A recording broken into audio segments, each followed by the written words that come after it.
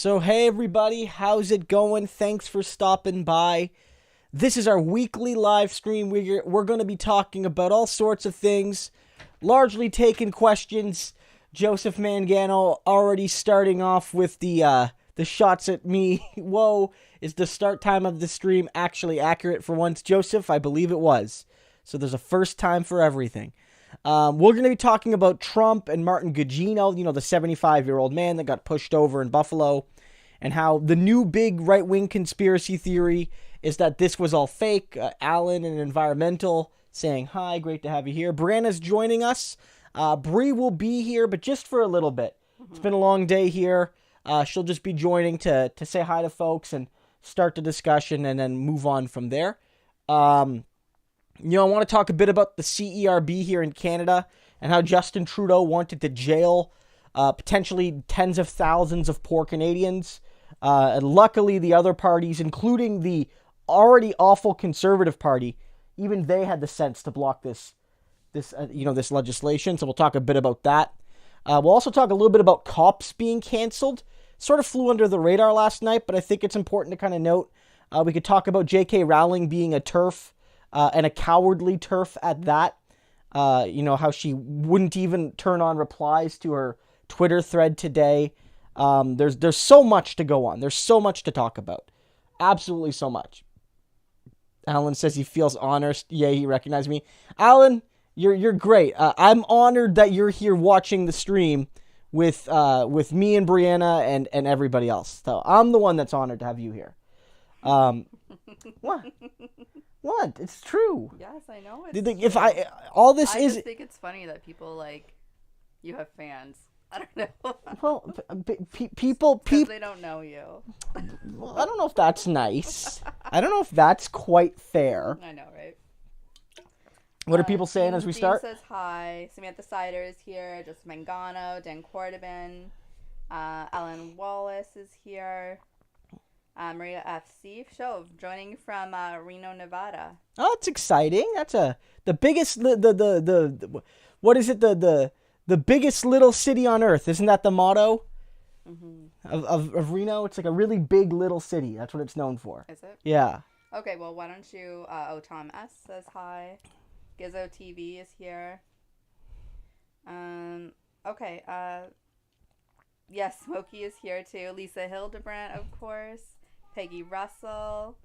Peggy says that they're also my fans, which... Well, yes, of course. Which I totally believe. Well, Brianna doesn't have a hard time believing that. That's fine. Christo having fans, my goodness. No. Call in the scientists to study this anomaly. Oh my god, yeah. Okay, well, why don't you just start your introduction? Just a few things to talk about. I want to talk a bit about this Gugino thing. I did a video yesterday on it, but it's gotten even worse now. There's basically fake Twitter accounts, it's not ironic. There's this widespread belief, guys. It's basically gone not mainstream, but it's gone viral in the Trump ecosystem, right? Yeah. That Martin Gugino, the 75-year-old man, faked it. That he's Antifa, that he exaggerated the falling over. Some are suggesting that, I'm not going to play the video again here. You guys saw the video I posted on it. It was a very widely seen video. It was very disturbing, right? But the people were saying, I don't want to be too descriptive, but when he hits the ground, he starts bleeding from his ear. It's very clear. And so some people are saying, well, that was he had a blood pack rigged into his PPE.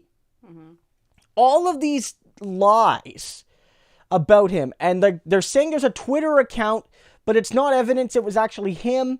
They're saying that it's so absurd. And even on CNN today, his Kayleigh McEnany or whatever her name is, his press secretary was the president's just asking questions. What kind of BS is that, right? Trump is unhinged. He's absolutely unhinged. And you guys saw my video earlier today, if you didn't check it out after the stream, where Trump is basically suing CNN because they dared to publish a poll that he disagreed with, right? Like that's where we are. I'm just gonna mute my phone here, so it doesn't just. My phone is muted. Well done, well done. And it's just absurd, right? So I mean, keep an eye on this because it's about more than just Trump being unhinged. You know, I noted in my video, but a lot of other really perceptive people have noted that this is Trump dog whistling to his supporters to attack Gugino. Not necessarily physically, but like to call this man a secret Antifa or whatever is basically telling his online supporters to dig up everything about this man, his family, his friends, his loved ones, everybody he's ever associated with the goal of, like, because they're not gonna find anything, but like with the goal of like painting this man as Antifa, this man as secretly anti-Trump. Well, he's openly anti-Trump, but like motivated to fake this to hurt Trump and the police that love Trump, right? Like, so keep an eye on that. A thing from Canada Tom S. notes it's not unhinged, it's deliberately calibrated to formulate a narrative. I think it can be both, Tom. Like, I think it can be a bit of both, honestly. Some of these things are a bit more unhinged, some of them are a bit more calibrated, but I think it's a combination. I want to touch on the CERB for my Canadian viewers, but also for my American viewers who maybe want an update on what's going on here. Because I think a lot of Americans just assume Trudeau's good, but he's not. Trudeau sucks, actually, right? Whether or not it was his BS kneeling, whether or not it was him being too afraid to call Donald Trump. Like who is Trudeau protesting? Trudeau is protesting. Trudeau is protesting himself, right? Yeah. Like, he's in government. And I guarantee you, if he wanted to pass laws to restrict police power, I know Jagmeet Singh would have given him the votes. Probably the Bloc as well, right? Like, he would have had enough votes to pass at least some kind of police reform. And he had a majority for 4 years. Yeah. So he had absolute power for 4 years to do something and never did. But the latest thing is a lot of Americans celebrated the Canadian aid benefit. I know you guys got the $1,200 one-time payment, whereas Canada had, something. It was seen in the United States as a universal $2,000 payment a month for 4 months. But that's not accurate. It actually left out the most vulnerable Canadians, but it was more accessible than the American payment in the sense that, like, it helped more people. The $1,200 payment helped a lot less, and it took forever to get. The Canadian one was better administered. But there was a whole bunch of gray area about who qualified and who didn't. And it was so gray, it was so uninterpretable, even by professionals, that you had members of the Liberal Parliament, like the Liberal Party in Parliament, our Congress people, if you will, arguing with one another about whether a person qualifies. Yeah. Like, so to be fair, that would happen with any kind of emergency legislation. It would. But this is a particular case. And then what happened now what happened then was people worried, what if I apply and I'm not eligible, right? What if I apply for the CERB and I'm not eligible? And what the government said at the time was, well, we're going to give people money now, kind of on a honor system. It's very simple. You just have to enter in basic data, click a couple boxes saying that you do qualify, and then move on. Right? Then, and there would be no penalties, like no criminal penalty. You have to pay back the money. We'll collect it back on your taxes or whatever if you didn't get it, whatever. But now Justin Trudeau and the Liberals were putting forward legislation for fines and or prison time if you abused, quote unquote, the CERB. Now, maybe they meant that was for people that knowingly committed fraud, and they weren't going to include people that accidentally applied for it. But the reality is that we didn't really know that. And so, it took all the other parties, including the Conservatives. Andrew Scheer's Conservatives stood up for poor Canadians today more than Justin Trudeau. Let that sink in.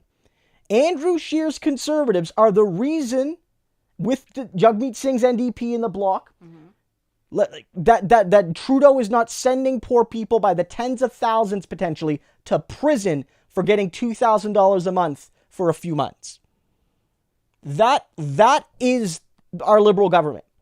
Luckily, that didn't happen. Now, they might be able to loosen it up a little bit and get enough votes. We don't know.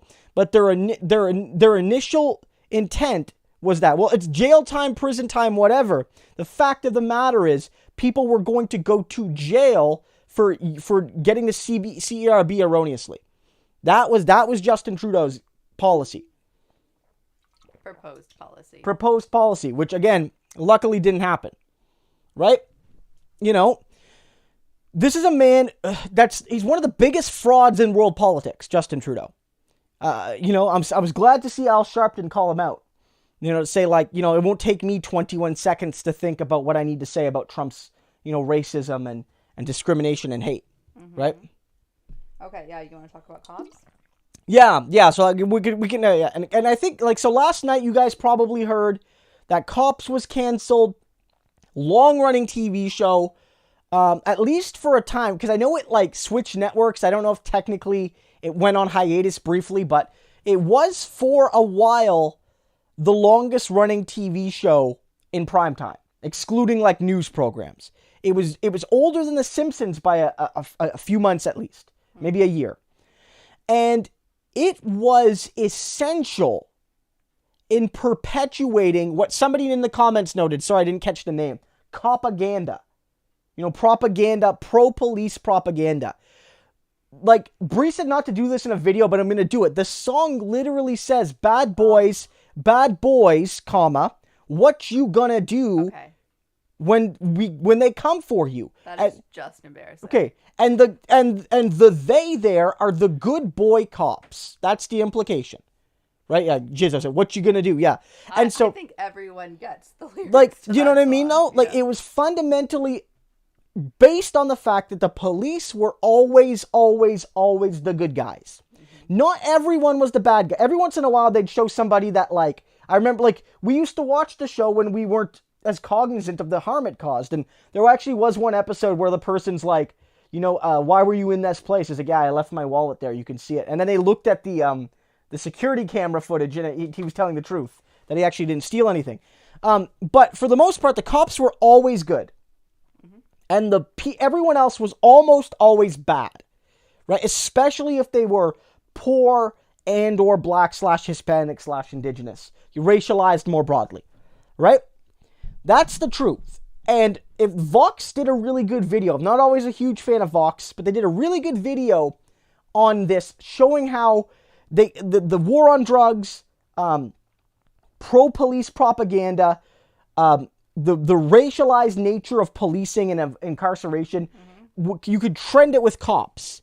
And specifically, there was they noted that what would happen is when police stations, police county, you know, whatever, sheriff departments had some sort of scandal, whether it was police brutality or whether it was, you know, like other forms of police misconduct, you know, maybe like bribe taking or whatever, they would welcome in cops as a PR tool.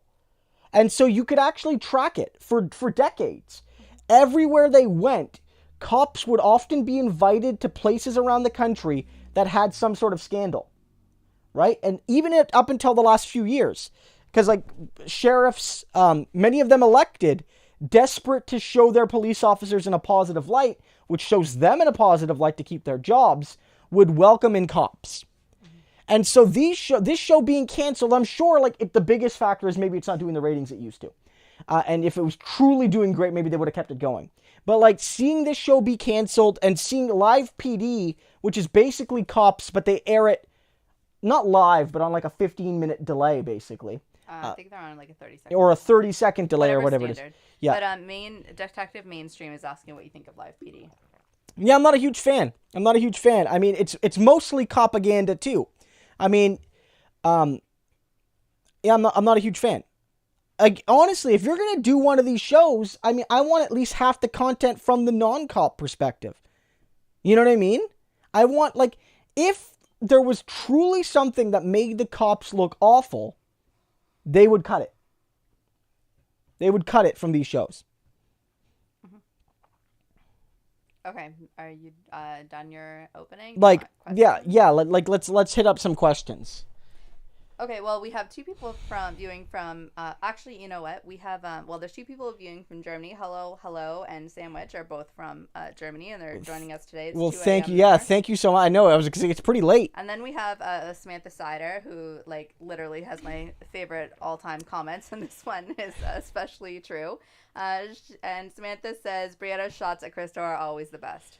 I also feel that way. Well, Samantha. I mean, Samantha, I don't necessarily agree. Brianna does, and I'm sure that lots of people do agree with you. Do agree with you.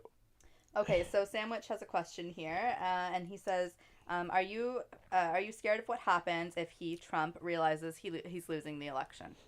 I mean, there are some people who are worried about, would Trump hand over power? I mean, it's rare enough that a president loses, because most often what happens in American history is a president will govern for their whole term, and then they'll be done. They did their 8 years. Obama, since Nixon,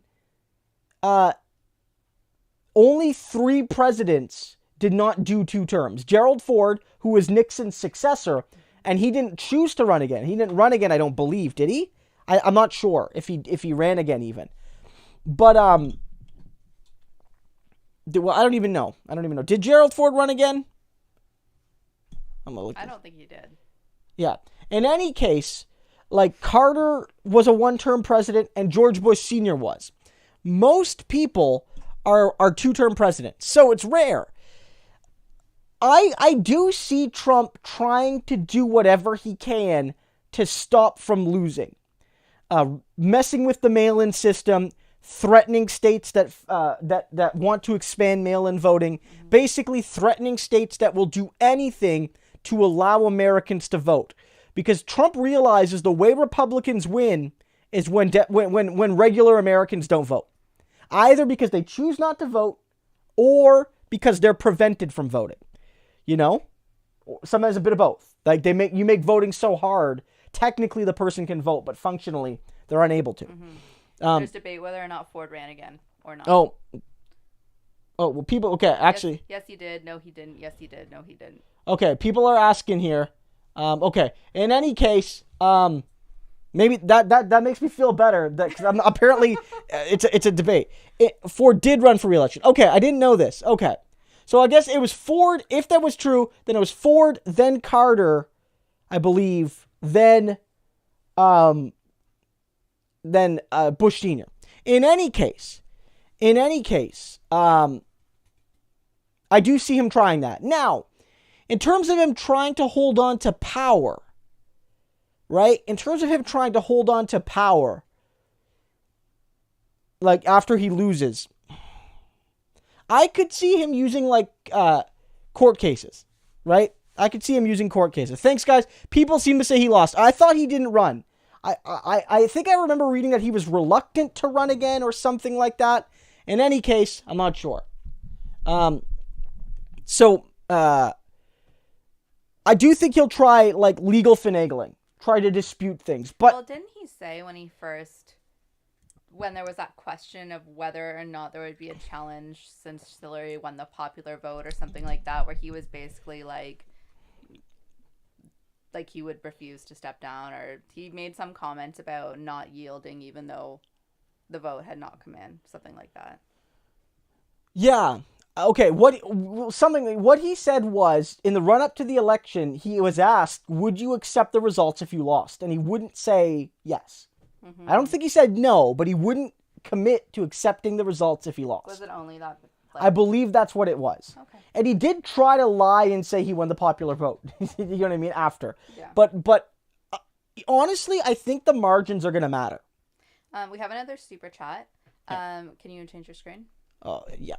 From Joseph Mangano. It's right there. Yeah, and Joseph says, love to see Harry Potter stars call out Rowling. Yeah, there was a little bit of drama on Twitter today, wasn't there? Yeah, well, the last couple of days, there's been some stuff, right? I just want to finish up this thought on this. But look, if the polls are accurate, Trump losing by 10 or 5 clear easy, then I don't think even Trump is going to be able to make the argument.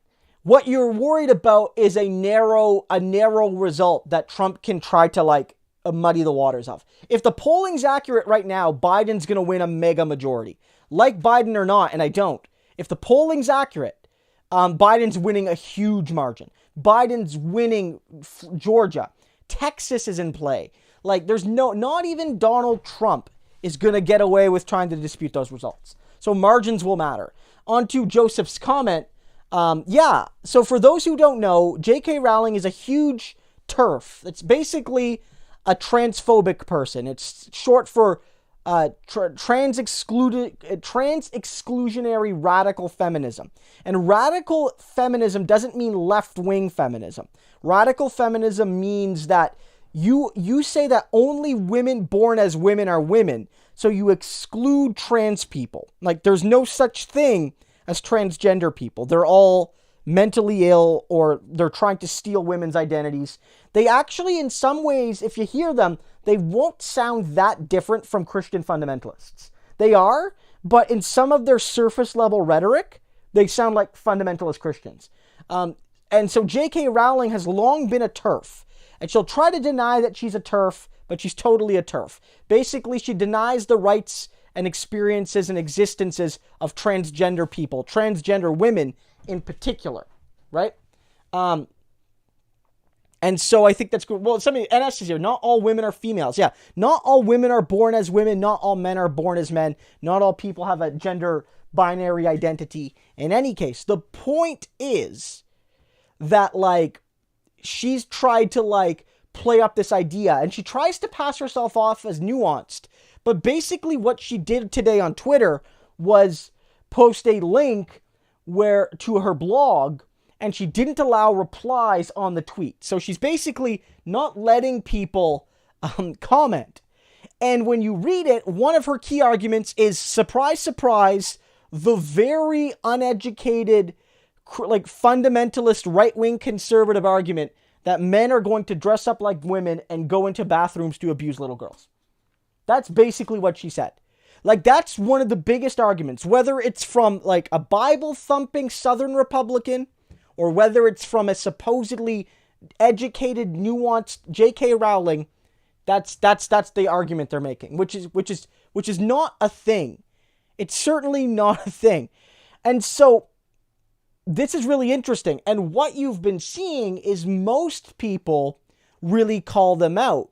And most people seem to be critical. And specifically, you had some of the key actors, you know, like Emma Watson and Daniel Radcliffe, you know, the people who played Harry Potter and Hermione and things like that, come out and said, like, look, here's the deal. This is actually a pretty good thing, or excuse me, this is actually awful what she's been saying. We stand with everyone in the LGBTQ community, including transgender people. This doesn't reflect our vision, and we want to know that we stand with you. And I think that was good to see because, like, you know, there's been a lot of issues with the Harry Potter books. A lot of people have them as a key part of their childhood. And so J.K. Rowling's viewpoints that dehumanize them have been very harmful to those people. And so having some of the stars from the movies who are, you know, like, for the rest of their lives, Emma Watson and Daniel Radcliffe will be Harry Potter and Hermione to some people. Yeah. And so having them make that stand, it was great to see. It was great to see. And J.K. Rowling can go fly a kite. She's awful. Awful stuff. Okay, want another question? Yes, for sure. Our statement, Sin Historia, says people need to go to jail for the long-term care deaths. Yeah, I mean, look, ultimately, at the end of the day, as much as I hate to admit it, I am not a court. Like, this is not a courtroom. So in terms of should people go to jail, that's the determination of judge and or juries and or prosecutors. But I think undeniably, from my perspective, charges should be laid. Charges should 100% be laid against these negligent long-term care owners and operators and managers. Both from the principal, and Brianna's a member of the United Steelworkers who helped coin the term kill a worker, go to jail. Because it's not just residents, workers have died too. Mm-hmm. Mostly residents, but, you know, like, kill a resident, go to jail. And some of these accidents some of these things were unavoidable, or not unavoidable, but were tragedies. But some of these things, maybe many of the deaths in Canada, were avoidable and related to negligence. And look, we don't want to get too graphic here, but go read the military's report on what they saw, because it got so bad, the Canadian military had to go in to some of these homes in Ontario and Quebec because the staff were all sick and they couldn't get people to come in. And they wrote a report about what they saw. Now, nothing they said hadn't also been said in the past by family members, by workers, by unions, by the NDP, all sorts of people.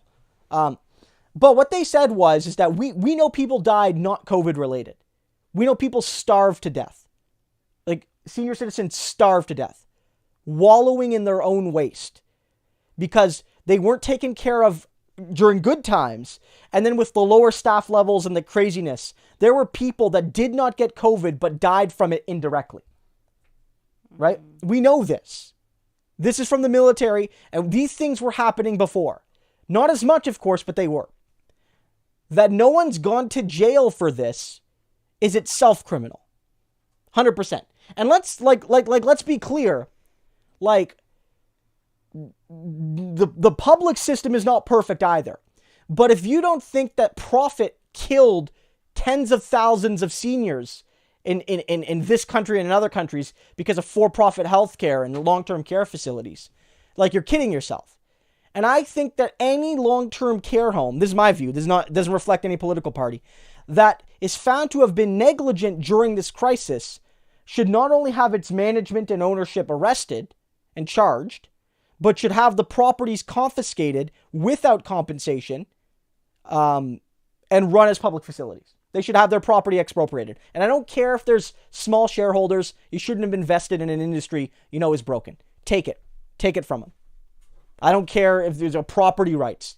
Property can go screw itself. Right? That's my view. It's absolutely abhorrent what we've been seeing in all across Canada, but specifically in Ontario and Quebec. Nora Loretto did a lot of good data crunching about where people were passing away in Canada.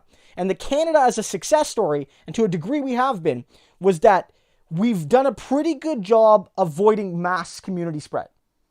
But 84% of Canadians who lost their lives due to COVID thus far were living in these homes or were workers in these homes.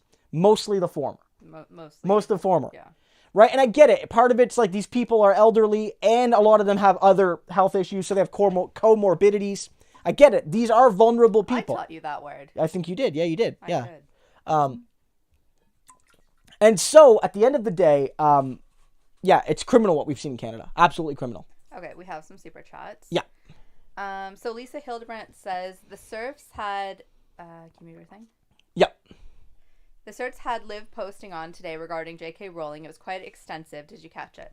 Lisa, thanks for the comment and all your support tonight and ongoing. Lisa's like a forever viewer. Yeah, no, it's great to see. It's great to see. I didn't have a chance to catch it. I believe I was actually on a call at the time, so I hadn't had the chance to catch it.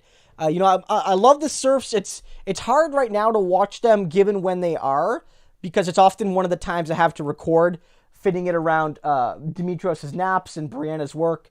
But I love Liv and the CERFs. So maybe I'll go check it out after this, and maybe I'll put it on in the background. But it's good to have that perspective from the left and from somebody from the transgender community. I think that's incredibly invaluable. Yeah. Okay. Yeah, thanks, Lisa, for that. So David Vaspour says, hey, Christo, what do you think of the La Loi 61, Bill 61? Thanks for the stream and everything else. Okay, if I look this up, I don't strictly know all the details of Loi 61. That would be a bill from Quebec. It's the reopening of the Quebec economy. Like, is there a specific thing from that, David? Because I don't, I Brianna will keep an eye for your follow-up, because we want to get that. I mean, like, in general, I've been critical of Quebec's approach. Some of it was unlucky. Mm-hmm. They got their March break earlier, which put them on the back heel. Like, there's nothing you can do about that. Like, some provinces got a bad roll of the die. But, Quebec opening their schools up early, All of these things were awful to see. I'm not exactly sure about Quebec's approach, and I don't want to comment too much more than that. Yeah. Joseph Mangano with the comments says you threw Demi under the bus like he's a toddler. Relax. I agree, Joseph. I'm not throwing him under the bus. Poor Christo can't do his recordings because he has to take care of a child while I work. Oh, poor him. Yes. Well, sometimes people will be like, "Where's a video on this?" I was like, "Well, can't make it." And Brianna doesn't want me recording videos with Demetrios. That's true. I did ban that. Yes, I did. Okay, so we have another question from Matthew Daniels. Thank you so much, Matthew. He says, I don't have a question. I just got excited by the other super chats. Peer pressure. Well, that's actually really funny. Matthew, thanks so much. Matthew's one of the longer term supporters of the channel. He's one of the first people, I believe, to become a patron of the channel. So he's been a long time supporter, financially and just emotionally and just being around. So Matthew, thank you so much. And it's fine if you don't have questions. Sometimes people just drop a super chat just to say thanks, and we appreciate it. Yeah, we appreciate it. And guys, if you wouldn't mind, Shay Zeus is here from Germany as well. Oh wow, three people. How did you get popular in Germany? I don't know why, but I think so. Most of my viewers, because I cover a lot of U.S. stuff, most of my viewers are American, and then the second biggest group is Canadian, because I do some Canadian stuff, and I am in Canada. And then I get a decent amount of viewers from Europe. But if I look up my data right here, let me quickly pull it up. In the last 28 days, because this will give me, I can look up longer term, but in the last 28 days, where's this? Audience.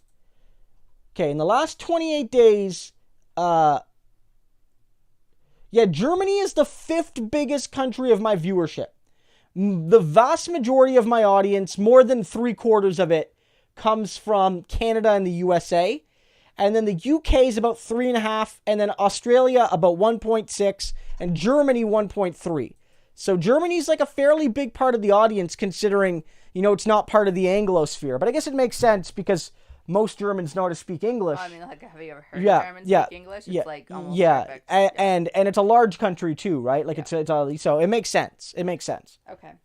What I was saying, guys, if you could hit the like button, that would be great and would help us out. We have a question here from Peggy Russell, who's a channel member. And in reference to the Liberal bill that was stopped today, they ask, does this mean that all other aspects of that bill now will not pass? I haven't seen the details. I mean, at least immediately, the bill will not go past first reading. So anything else in there, again, at least immediately, likely won't pass. But it doesn't necessarily mean the bill can't be amended, that the bill can't be split, and that it could be passed. So I would say, from my basic reading, just trying to follow along, anything in that bill as written right now is probably not going to pass. But if there are amendments that make it palatable, and the Liberals only need to convince either the Conservatives, NDP, or Bloc. They just need one of those 3 parties to go with them, and they can likely get this passed. So, if there's something in there that multiple parties can agree on, then maybe the Liberals could always pass that particular portion. But right now, it doesn't look like it's going to pass. AG is here from Detroit. Oh, it's exciting, right across the way. Across the river from Windsor. Yeah. Lots of talk about the police shows and how they're exploitative. Yeah, I mean, they're very exploitative. They're extremely exploitative, and they perpetuate certain stereotypes. Look, you never see cops going into a tower to arrest somebody for tax evasion. You know what I mean? You never see that. You never see... Oh, question about why don't I have a mic? Again, every time. Never does it, guys. Guys, never. Every time I've done... Look, we need a formal studio. I don't know how the smaller channels do it. I gotta figure it out. Now I need to buy you a bigger house so I can have a microphone. I mean, I suppose. Okay. Lots of talk about how like most of the police dramas are centered around like the torture and exploitation of women, which I absolutely agree with. Oh yeah. Oh yeah, that's a great point. Yeah, that's prime time. I mean, like, yeah, like whether it's like Criminal Minds or SVU or something, it's like it'll sometimes have like a veneer of feminism, right? Like this is about talking about women's empowerment. Sometimes, often, one of the lead cops will be a woman. But yeah, it does fetishize like violence against women, especially like sexual violence against women. 100%. That's undeniable. Cops does that less so, like reality TV shows. But like scripted shows 100% do that. Yeah. Mm-hmm. Yeah, it's a great point. Sin Historia, who is also, of course, a channel member, says, what's your take on the Seattle autonomous zone? Like, the Seattle Capitol Hill Autonomous Zone? Yeah. Yeah. So I mentioned that in the comments a little bit. Like, one, just before I say anything too particular, everything's quick moving. It's very new. By design, it's not very, regimented. But the basic story is that a group of protesters and activists and community members in Seattle, around the Capitol Hill in Seattle, created an autonomous zone, sort of declaring independence in some limited way from the other governments, whether it's the regional or national government, what have you. And it was a couple hundred people involved that tried to create this autonomous zone. And there's a lot of discussions about what it is, what it isn't. Some people are comparing it, including in the comments, to the Paris Commune. Some of them have compared it to have elements of Occupy in it. I mean, I think it's very interesting. There's a whole bunch of debate on the left about what does it mean. I've heard some people of the more tanky variety say it's not going to work. I don't know. We'll have to see. I think it's cool. I think like it's pretty inspiring. But like I don't know if we're going to be able to read a lot out of it, right? Like, if we're going to read a lot out of it, like, where, like, if it fails, people are going to be like, anarchism failed, anarchism doesn't work. I mean, it's like, it's a couple hundred people trying something interesting at a very interesting time. And so I think it's important to kind of look at it and read about it and study it.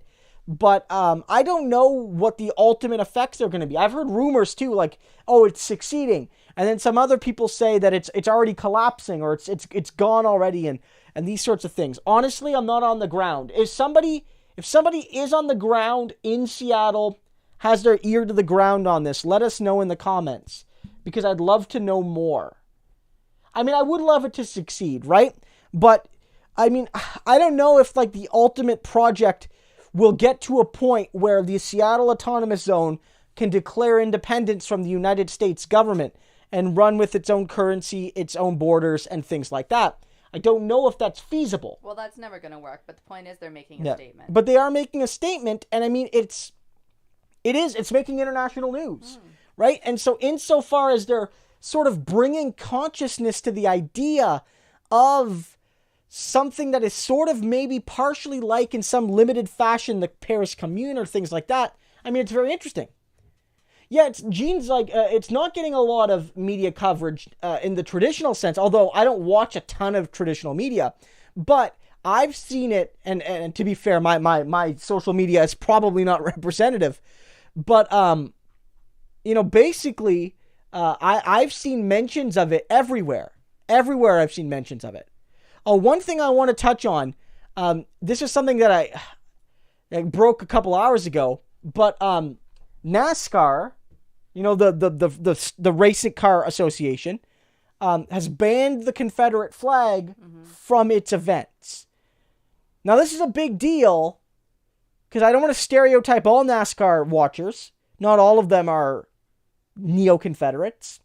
But there's a subset of like the NASCAR fan base that loved the flag, whether it's because they were racist, and I'm sure a lot of them were, or whether it's got this association to, the Duke brothers and like the freedom loving. Yeah, whatever, right? Like if we be charitable to some of them, I'm sure most of them were racist. Like a lot of these people brought Confederate flags to these events. and NASCAR has banned the Confederate flag from its events going forward. And they should have done this obviously decades ago. It should have been banned the second those losers surrendered in 1865. But it's good to see, and that's like a conservative bastion.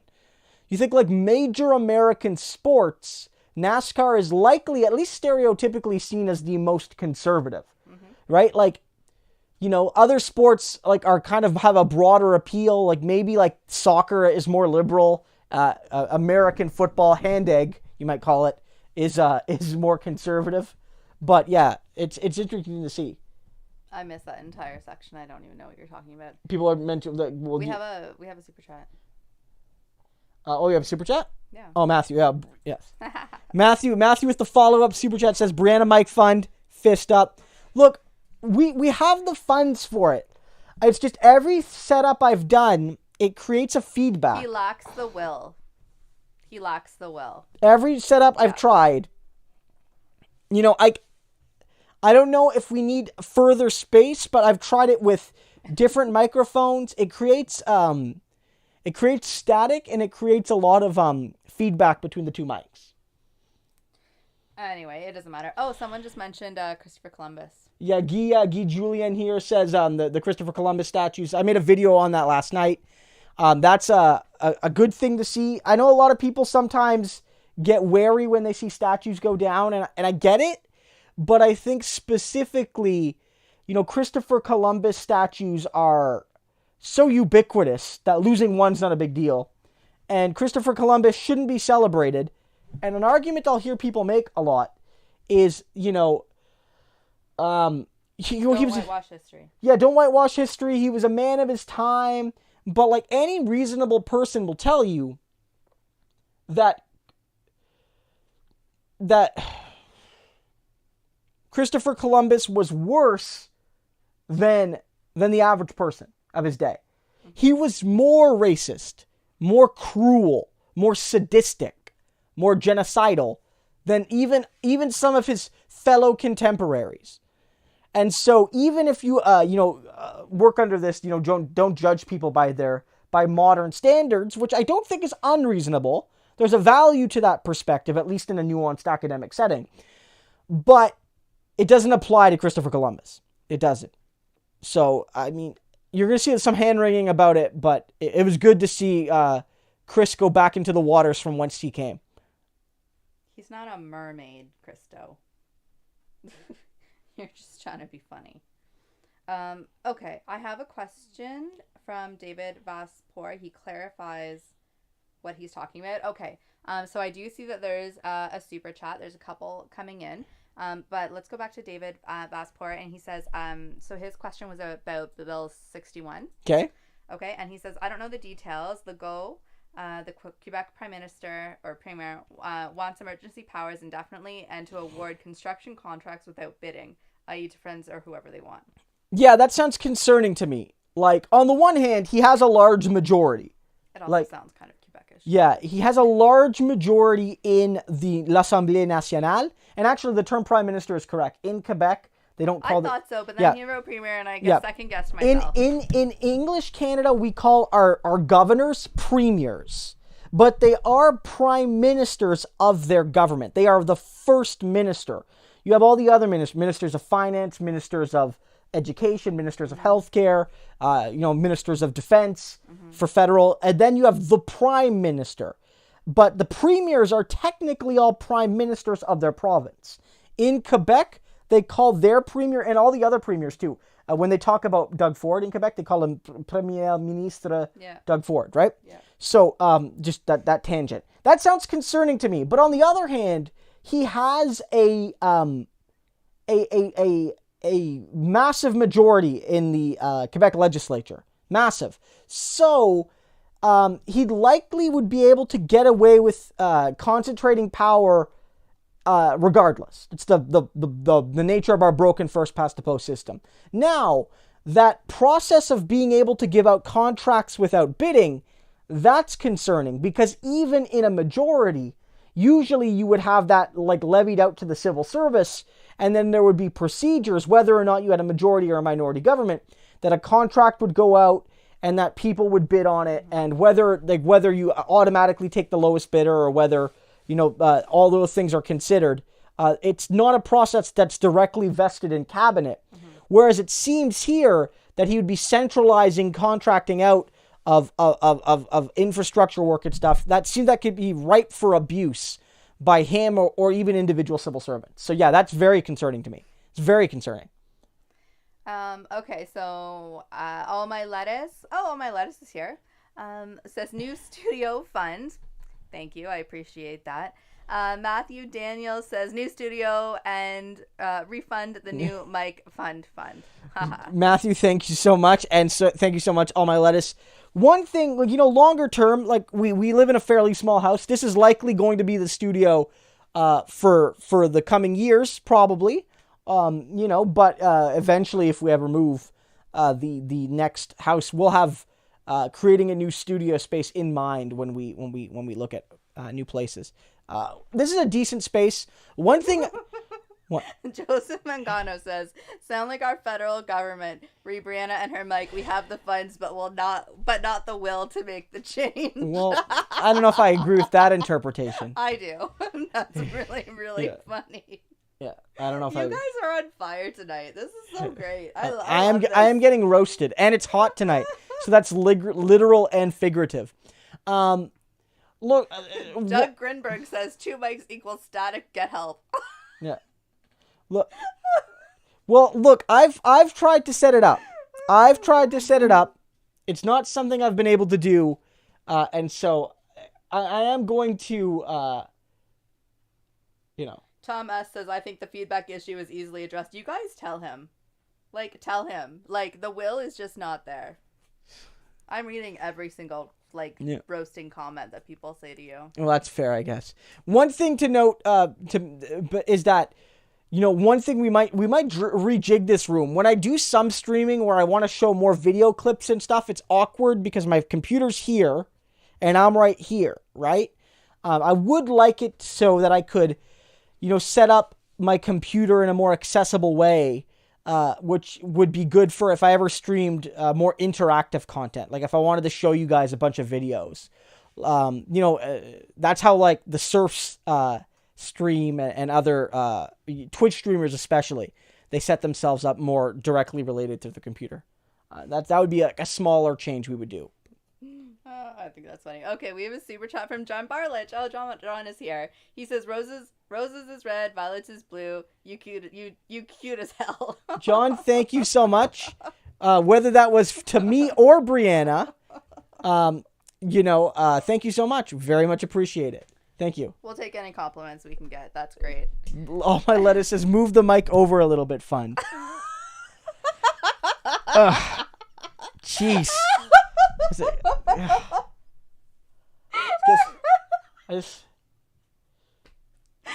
so funny. I'm not cute when I laugh either, so this is really funny. Yeah, people are just so this is just roast Chris. So Bob says we just get 2 mics. We set up another computer somewhere. We can maybe do that. We could set you up on the laptop. You have 16 computers too. He has 16 computers, guys. It's not even a joke. No, we have. He is 3. Not even a joke. Yeah, okay, so you went from 16 down to 3. Okay, fine. Everyone knew that was hyperbole. Yeah, okay. I'm just saying. So, but what we would have to do is we could set you up on the laptop and have you record in a different space, but and then I wouldn't have to sit beside you. Maybe, yeah. So we could maybe do that. That's actually not a bad idea. We could have you stream in that sense. Yeah, maybe if that's so good. Who else is noting here? Samantha says here, we need to get a smoky chill area. One time, maybe put some pillows over here so Smokey can lay. I forget who it was. Maybe Grizz TV, something like that, was Smokey Cam or Riot. Yeah. Yeah. All my lettuce, yeah. And again, thank you for the additional super chat. Very much appreciate it. No, but I mean, That's funny. Okay, we have a question. Do you want the question? Lori's saying, why didn't the Norse spread disease? They were in Newfoundland long before Columbus. There's a couple reasons, Lori, that didn't necessarily happen. One, there was a much smaller population. I'm not an epidemiologist, but I've studied this a little bit. There were less Norse people than say Spanish, Italian, like Southern Europeans came. And also some of the key plagues that created the context of the disease spread had yet to happen. And the Icelandic peoples, the northern peoples themselves, were at least somewhat isolated from some of these things. They weren't stewing in the Southern European Mediterranean illnesses. Many of the major plagues to that point hadn't happened in Northern Europe. Like there was the plague of Justinian in like the 500s. That in some ways was even worse than the Black Plague. So there's a whole bunch of reasons that happened. There was very brief and limited contact between the Norse peoples, like the northern peoples, and indigenous people in Newfoundland and other places. It's not necessarily the case that they would have had the ability to spread it any further. Mm-hmm. Right? It's a different nature of contact. Okay. We have a super chat. Are you ready? Yes. Okay. Leslie Brown says, "Hi guys, 30 progressive candidates in, is that Wisconsin? What's VW? West Virginia. West Virginia won their primary seats last night, including Paula Jean swear again for Senate. Do you think we'll see more progressive wins in other states going forward?" You know, I hope so, Leslie. I hope so. Everything's really volatile now, right? Like, the crisis has proven so much of what Bernie and other progressives were talking about to be correct. The nature of unemployment insurance and a lot of social programs being too weak for regular people. It being a bad idea that you have to have your job to have basic health insurance. All of these sorts of things that we all knew, but that the mainstream media, corporate Democrats, obviously the Republicans, were all denying. And now that's been shown to be true. And you add in other forms of volatility, like there's protests right now. People are being activated on social, political, racial, economic issues. It wouldn't surprise me. I think, for instance, in New York, I do think Elliot Engel's going to lose to Jamal Bowen. That's going to be a progressive win there. I do think that you're going to see progressives pick up some support. I think West Virginia is a great example. People see it as a conservative state, and maybe on social issues, it is somewhat. But it's also a state with an undeniable working class consciousness. And I think that, that could be invigorated by a left that, has working class people more centered. So I hope we see that more from West Virginia and from other states that have been ignored by the corporate Democrats. But progressives can sort of build an alliance of the left and of the working class that's sort of been sold out by the Democrats and has been lied to by the Republicans about the Republicans caring about them. And I think there's going to be opportunities in these states. And some of these progressives are going to have a hard time. And some of them will win primaries and still lose. But it's better that they run and lose than some corporate Democrat. Okay, so John Barlich with the Super Chat says, "There's a guy in the 7th District in New York called Paperboy Prince. His camping site is funny as F, and he supports M4A. I don't understand 70% of that comment. Okay, so there's a guy running in the 7th District I understand that in New York called Paperboy Prince. His campaign site is funny as fuck, and he supports Medicare for all. Yeah, that sounds great. I mean, I like this. Campaign, not camping. Oh. Yeah. Okay, yeah. Got it. Campaign, yeah. Sorry, John. No, I mean, I don't know much about Paperboy Prince. I also know what ASF is. Yeah. But I'll certainly look into it, cause if he's got like a funny side, I like that. I like when people mix in humor into their politics. Like, it doesn't work for everybody. It's got to be authentic. But I think like somebody who can be a little bit irreverent and question like why we have to always be so serious. We can have a bit more fun. I like to see that. I like to see it a lot. So Aspie for Peace, remember last week he asked us a question. Yes. So he has an update. He says his counselor suggested that he wait until his surgery and the pandemic is over to seek work, which is probably solid advice. Well, I would think though, right? It's going to be hard to adjust now, especially if you're not accustomed. Beyond the health effects, like working right now is probably more stressful than it is normally outside the home. Oh yeah. No, I can vouch. Yeah. And I do think that, especially if you are getting a surgery, that might make you immune deficient in the short. I mean, I don't know. I don't want to speculate aspirate for peace. But there are some surgeries that leave you more susceptible to illness. Well, when your body is healing, right? Yeah. Than you normally would be. So if you add that to the fact that there is a pandemic, it might take what for you might be a low risk generally and make you a more risky candidate in terms of going out. So yeah, I think your counselor certainly gives reasonable advice, and they would know more than Brianna and I would. So I would take their advice. Yeah. Okay, I'm gonna read this question and then I have to go do emails. Okay. So Speedy Reedy TV says, how do I convince others that white supremacy should be dismantled even if they'd prefer status quo? They won't read articles I send them. So frustrating. Okay, wait. I'm gonna go. Good night, everybody. Can you give me some water? Thank you. Every time. Yeah, well, I'm thirsty. Okay, good. And I'm very, very sweaty. I don't know if you noticed. People, you guys, is my sweatiness coming through the camera? Can you not? That's well, gross. It is. Look, we're all friends here. We're all friends here. We're not that good. We're all friends here. The people who are at this stream right now, we're all friends here. Yes. Okay. Yeah. Answer that question, please. Which one? The one I just read you about dismantling. Oh yes. Yeah, okay. Yeah, I was about to. Yeah. Look, there are going to be some people who just won't listen.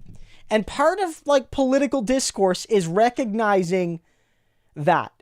Now, one thing you can do sometimes is you might never get them on your side, but can you get them to be neutral? Like that's how this game works sometimes. Like you turn active white supremacists and you can even just deactivate them. Or you take someone neutral and make them an ally. Or you take someone that's an ally and make them steadfast.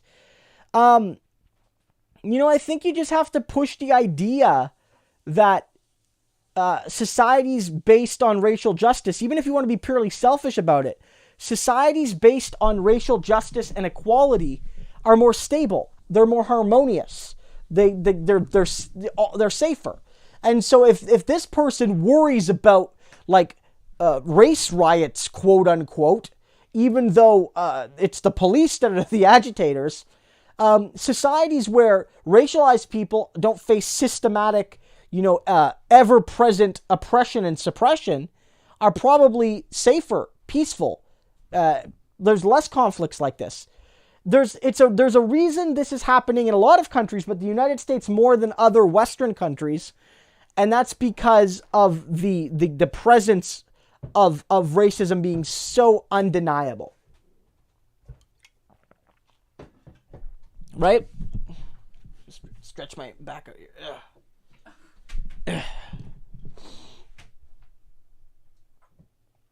But yeah, there's going to be some people you just don't convince. Like there's going to be some... Tom S. said that we should give each other a kiss. I'm going to blow Brianna a kiss. Mwah. I dodged it. Guys, I don't know if you heard that. She said she dodged my kiss. What a night.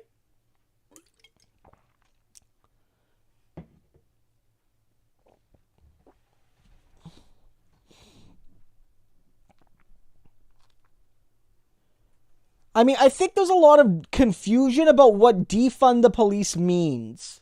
And there are different meanings, because it's not universal. Things are changing really quickly. But in general, when I talk about defunding the police, and when most people do, it could be connected to a long-term goal of ending policing. But for the most part, what people mean is, like, cutting police budgets, because police budgets are far too large, given the value they provide, which is negligible, in many cases negative, and just the fact that, like, you don't need 40% of your budget in some cases to go towards just policing. When you have to, when libraries and housing and other services go vastly underfunded. And another aspect of it has to do with, reducing what is considered police work. Like, here in Canada, there was this awful story. I don't know if we mentioned it last stream. There was an Indigenous woman in northern New Brunswick who got a mental health call to come see her, and they sent the police, and it ended with her being shot and killed by a police officer. Now, should police be doing mental health checkups? Right? Should they? I don't know. I don't know if that's the police's job. Like, there's all sorts of things that police do that maybe could be done by other, public officials, other public servants that are better trained and suited for that work. And so what you're doing is you're cutting police budgets, you're taking away their tanks and their like bomber planes that some police departments have. The NYPD's budget would make it the 33rd biggest army in the world. It's like it's literally a national army in terms of its spending. It doesn't need that much money. You can cut their budgets.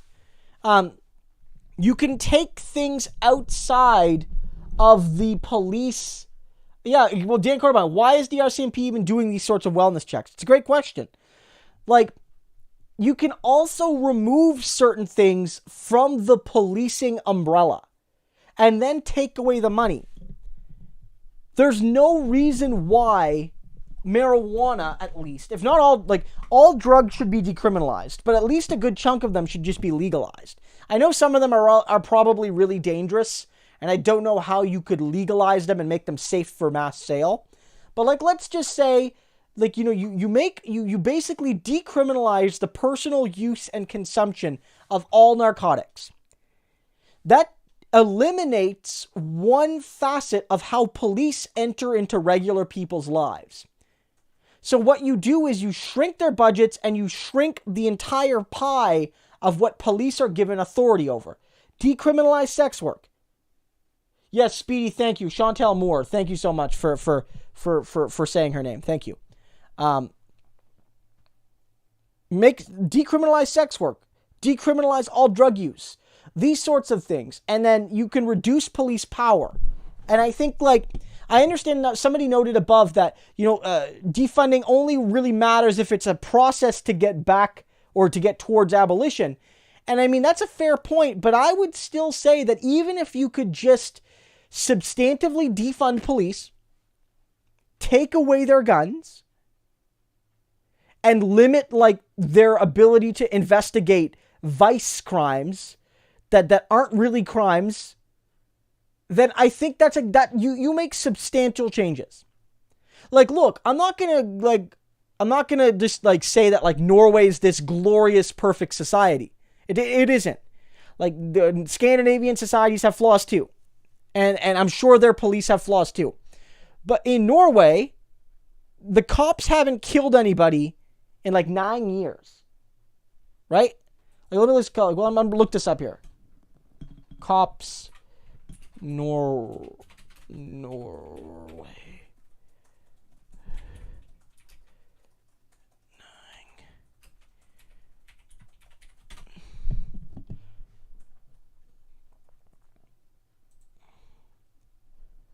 Well, here's an article from 2015.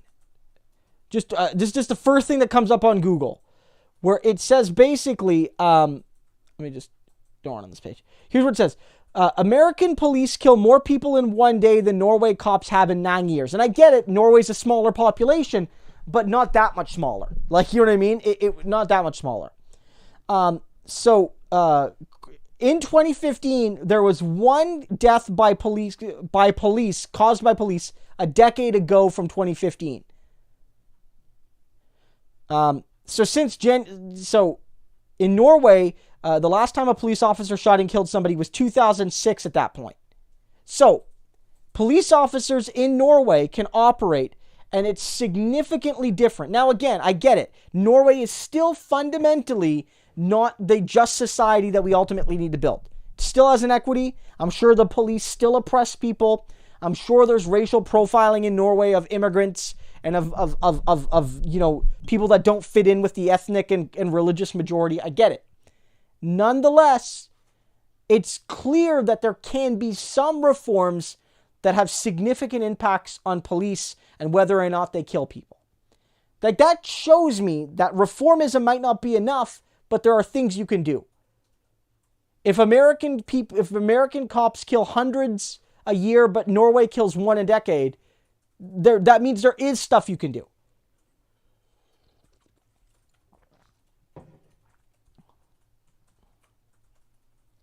Like, Yeah, Mighty Mouse, you might be right. But even in that case, maybe police are trained differently there. There's so much you can do. Defunding is a part of it, though, I think. But there's reforms that can be done. Right? Like, yeah, I get it. Norway's a very small population, guys. But Norway has Norway has a population of what, 8 million?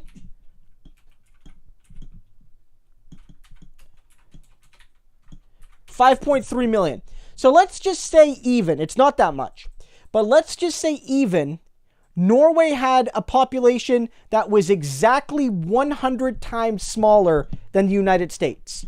Then the United States, if the United States, for every one police death in Norway, if there was 100 deaths by Americans, they'd be proportional. That's how it works.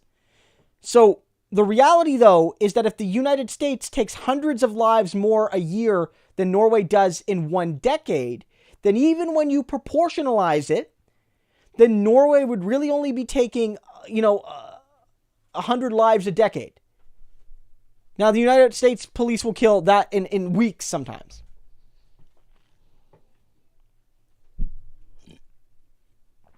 That's another point. In Bernie We Trust, great point. Policing doesn't belong in schools. That's an issue here in Canada. Less so than in the U.S. as far as I can tell. But there are a lot of schools... Oh, my mic just came loose right here. Gotta re-screw that back in. I think we're okay, actually. I don't even know how that happened.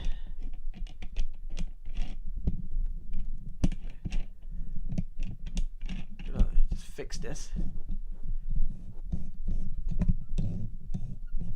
You guys still hear me? I don't think it affects the, it shouldn't affect the sound except for how far it is from my face, but that should be okay for now. So, like, the simple truth. Yeah, schools shouldn't have police in them. No. I don't know if it makes schools safer. I don't think so. But it certainly does introduce, it certainly does exacerbate the prison to school to prison pipeline. Samantha says real-time mic fixing. Samantha Satter says, babe.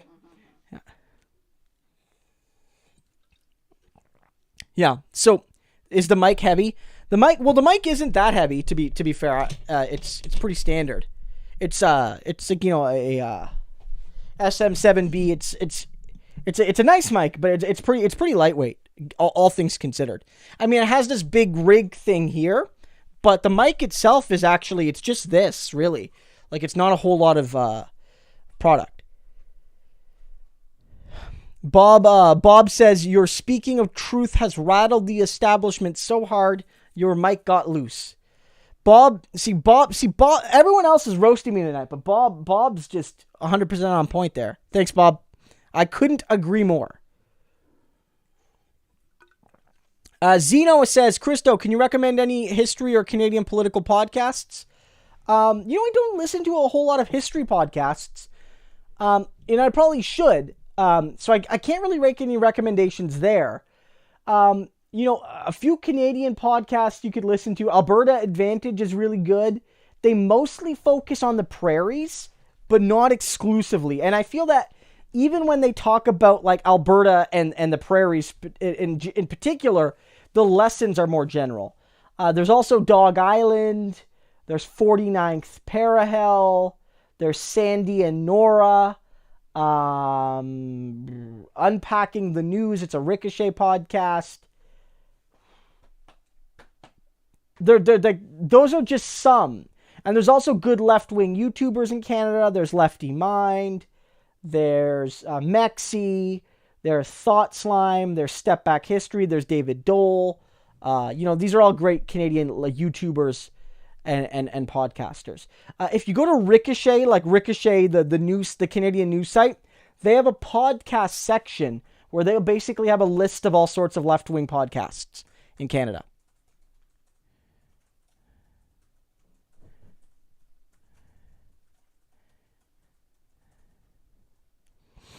Yeah, Bluebell notes that that police in schools have a bad effect on people of color and other marginalized people. police. Let me look this up because this is a debate in Canada.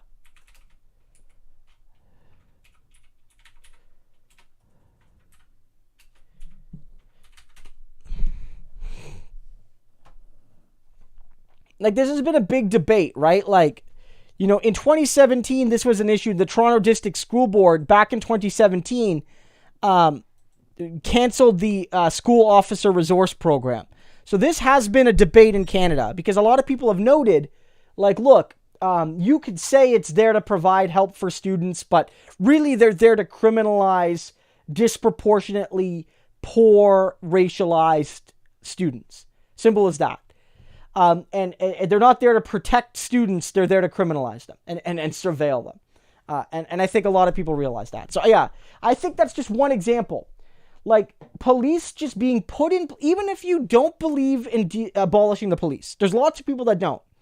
And even if you don't believe in that, I think we can have a debate as a society if police need to be involved in wellness checks, if police need tanks, if police need weaponized helicopters and in some cases bomber vehicles, if police need all the weaponry they have, if police should be allowed to use tear gas, if police should be in schools. And when you start figuring all of this out, maybe you realize that, like, you know, if as you defund police, you limit their scope.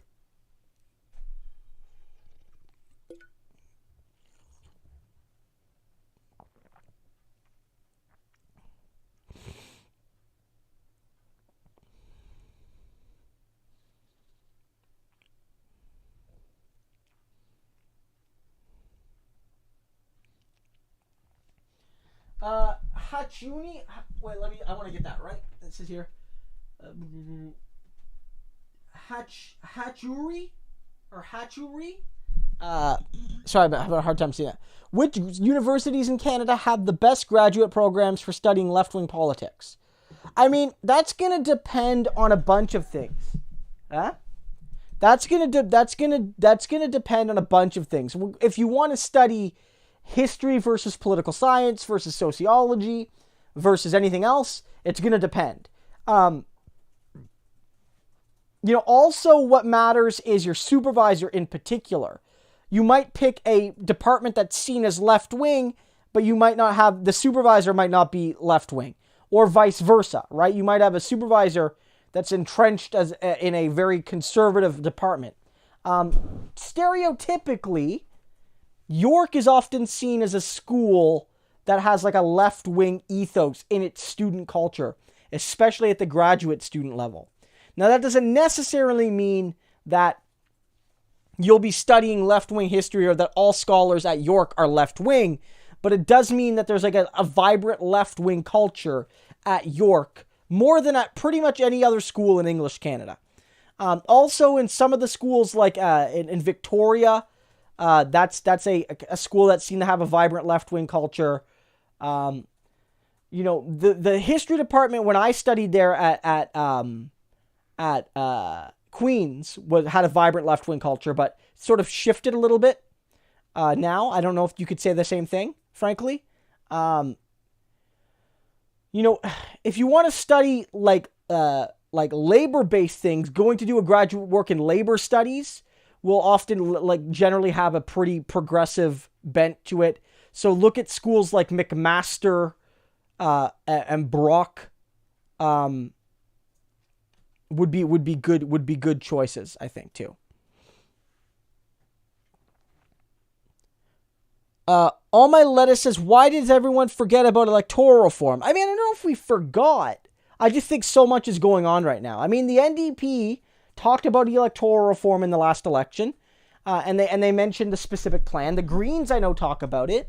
I don't think it's going anywhere. I think it'll continue to be an issue. It's just right now, like, we're focused on the day-to-day. I think what we have been noting, though, what the NDP has noted more than a few times, and actually Daniel Blakey, who's the critic for electoral reform, the NDP has a critic specifically designed to fight for that issue. He shared my article on the role of the NDP in the minority government in Passage, which I wrote, more than a month ago now. And in that article, I basically said that, this is an example of why minority governments are good and why if Trudeau had a majority, the Canadian people would not have gotten nearly the amount of aid that they've gotten. What we have given has been insufficient, but it's only being done because of NDP pressure. And so he made the argument that, if we had a truly representative system where to get a majority, you would need to get actually, 50% plus one vote, we would almost never have a majority government in this country. Right? We would almost never have one. Like the last federal election, I think, to deliver an outright majority of votes to one party might have been 1984. And then before that, maybe the 1950s. It's very rare for a party in Canadian history to get a majority of votes at the federal level because it's a multi-party system. So if we had electoral reform, you'd see that. Right? Jara says she has to go. Thanks for stopping by. Have a great one. Like that's the reality from my perspective, right? Like we've been talking about it. This has shown that majority governments would sort of ignore the will of the people, and that a minority government has kept forces accountable, and that's a good thing. So we need more of them. And I'm sure that argument will come up in the next election. It's just people are worrying about surviving right now.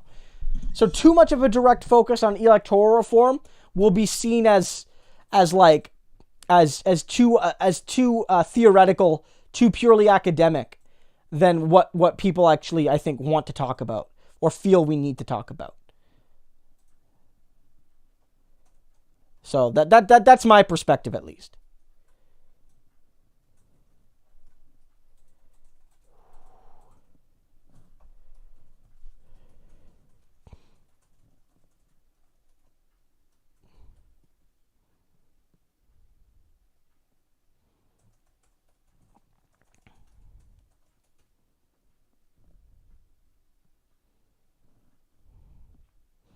Yeah, I mean, with grad school, I mean, it depends too, right? Like, I'm not sure how it works in every discipline, but at the PhD level especially, but in my experience at the MA level too, like, it's good to do some research on departments and supervisors in particular about who you might want to supervise your work. And so what I did, now this was years ago now, when I applied to grad school for my master's, it was 2009 basically, is that I started writing in the fall of my fourth year. I started looking up various schools all across the country about professors that would be interested in my research, people that I feel like I could work with, / people whose work I read and I thought was really good and interesting. And then, I made a list of a few people and then sent them an email and basically said, my name's Christo Aivalis. I'm interested in applying to do graduate work in your department. I want to do this. I want to research Pierre Trudeau, organized labor and the left. Here's a sample of my writing. At the time, luckily, I had already done my Social Sciences and Humanities Research Council grant. So I already had like a 2-page, here's what I want to do and here's why I'm a good person to do it. Here you go. It's 2 pages. And so I got very good responses from all the people I sent it to. And honestly, I think that probably played a role when I applied, because there was somebody who said, I would be willing to supervise this person if we did take them. At the PhD level, that's even more important, because your supervisor is absolutely essential, and your working relationship with them is essentially anywhere from 4 to 7 years, let's say. So you really need to have a good tie there. And you're usually admitted more explicitly at the PhD level with a given supervisor in mind. That's not always the case at the MA level.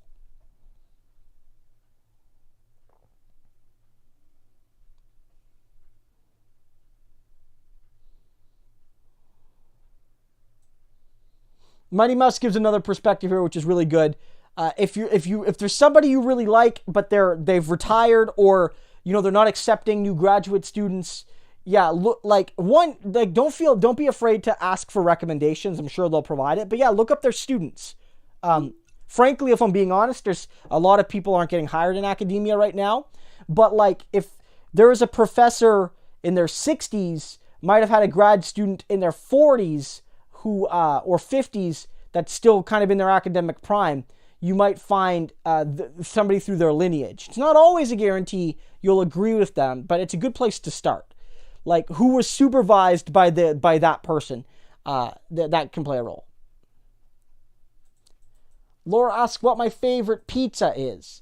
Like, in terms of like a company, I mean, like, there's a lot of my dad, before he passed away, he owned a pizza restaurant in Moncton, New Brunswick, where I grew up. So I would say his pizza was probably the best. But in terms of like a type of pizza, I would say maybe like Canadian pizza. Like, I like the bacon mushroom, like pepperoni combo that Canadian pizza is. I like that.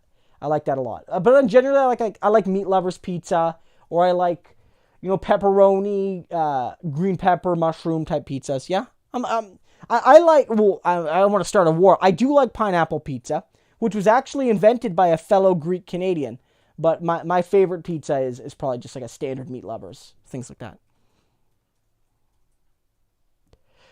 I'm not a huge fan of Greek pizza necessarily, because I'm not a huge fan of most cheese, personally. Like, I don't mind mozzarella. And Greek pizza will put like feta on it and things like that. I'm not a huge fan. But yeah, it is a pizza a lot of people love. Yep. Brianna's pizza is really good as well, but people, I don't think, can... Are you willing to host my viewers for pizza? Maybe. Brianna says maybe. Brianna says maybe one day we'll do a pizza party. Brianna makes really good pizza. Yep, pineapple. If Americans don't know what it is, it's like Hawaiian pizza. So basically, it's a pizza that was invented by a Greek Canadian, I believe, out in Edmonton. Okay, so his name was Sam Panopoulos, and he was an immigrant from Greece, much like my dad was. And so he came to Canada in the 50s, but before my dad did. And so when he was growing up, when he came to Canada, he opened up a pizzeria, and then he created a pineapple. So what he found was he looked at a lot of American and American Chinese food and said, okay, they mix sweet and savory together. And so I'm reading this from Wikipedia, guys. We're going into pizza history here. And so he said, okay, Americans, like Canadians, like white people, like Anglo-Saxon white people, love the sweet savory combination. What if I make something sweet on a pizza? And so he said, I'm going to put pineapple on the pizza. Now, other people have said that, like, somebody else invented it, yeah.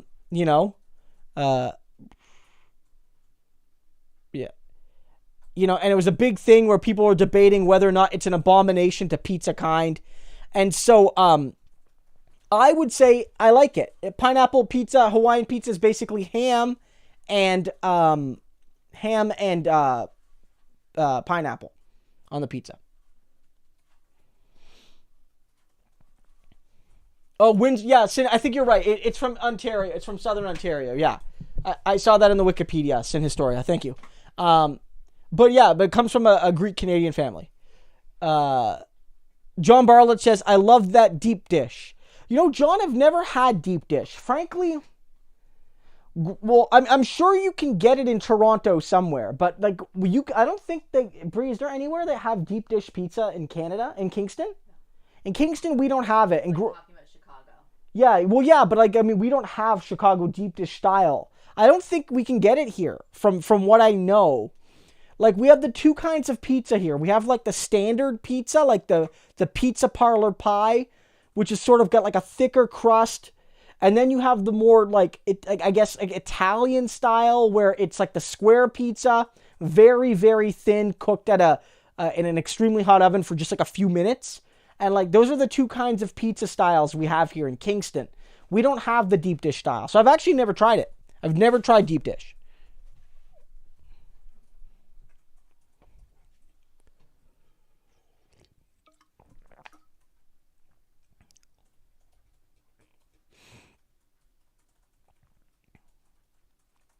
And there's like debate about what deep dish is, right? Like we've seen like some people will say, well, how deep does the dish have to be and things like that. But to my knowledge, like the pizza here is either the thin crust, like very like the like that kind of thin, or it's more like the pizza like this with the curved circular edges, like the crust is sort of looped over on the circular edge.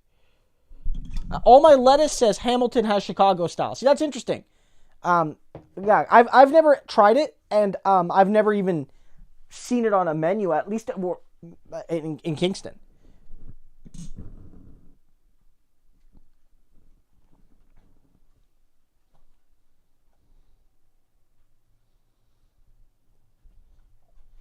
People, a lot of discussion here. Athanatos says, Christo, how do you feel about people who took the CRB area to survive, may owe a few $1,000s compared to corporate Canada legally hiding over $350 billion in offshore accounts? So I just kicked the camera there. Well, I mean, look, I'm not a fan. My view all along was the CERB should have just been there for people who needed it. And we should have done some kind of calculation to figure out whether or not the person would be taxed back. My view was it should be available to everybody. If somebody's poor, I don't care if they lost their job or not. Just let them have the money. If for a little bit of time some poor people get some extra money, good. Right? Like, even if you're higher income, and you can prove you lost a significant portion of your income due to the crisis, have some money. Like, we don't want to punish people, even upper middle class people. If somebody took the money and they didn't need it and they're not poor, then tax it back next year on their taxes. That's how you do it. The reality here is Justin Trudeau wants to basically criminalize and stigmatize the most vulnerable Canadians who took aid when they desperately needed it. And in some cases, people who thought they were actually eligible but weren't sure because they were being fed misinformation from the government. Liberal MPs on Twitter. I was actually in one of these tweets with Matthew Vaughan, or Adam Vaughan, excuse me, where Adam Vaughan said, don't take the CERB rules literally. Don't interpret them too literally. Basically what he's saying is, don't sweat it, brah. If you're not sure, apply anyway.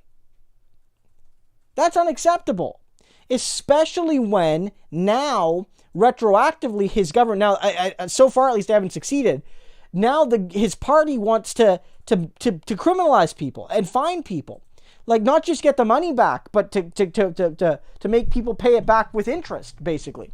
And like, that's not acceptable. And yeah, you're right. This Liberal Party has never done enough to target the rich and wealthy and well-connected and big corporations. They've written off billions in taxes owed by rich Canadians and big companies. Billions. They've just given a tax cut that benefits people, the most of all benefits people making, between $100,000 and $200,000 a year. Not wealthy people, but certainly not the people I think of that need the most help. Right? So yeah, the Liberals have shown that they will criminalize the hell out of a poor person, but they'll let rich people evade their taxes systematically.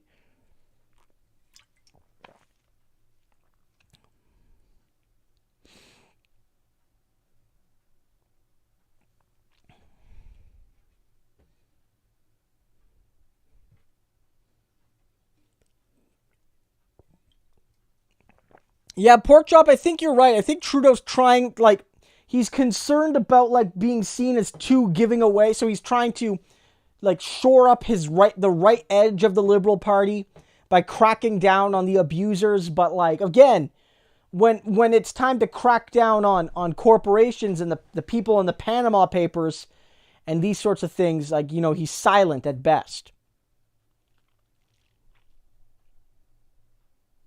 Yeah, Sean says, $5,000 fine for $8,000 total founding amounts to a 300% interest rate.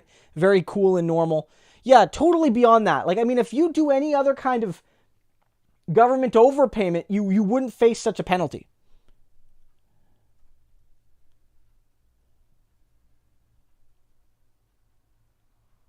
Look, do some people do some people get the CERB and like didn't need it as much as others? Yeah, probably. But like, again, the government said they wouldn't punish people.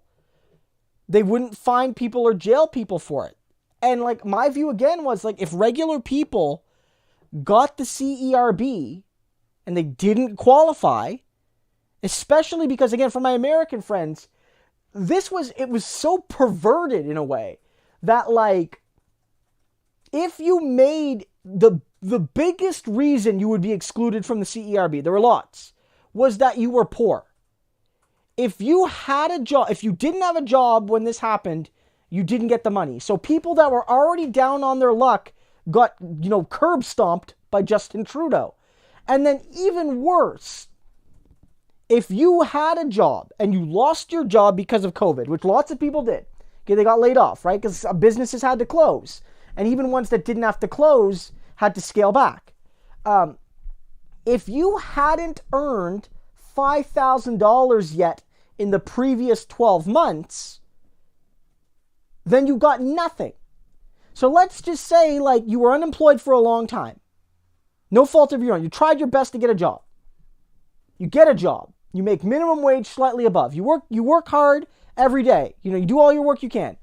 And then you've earned, say, $4,600 in the past 12 months. And then you get laid off. You do not get the CERB.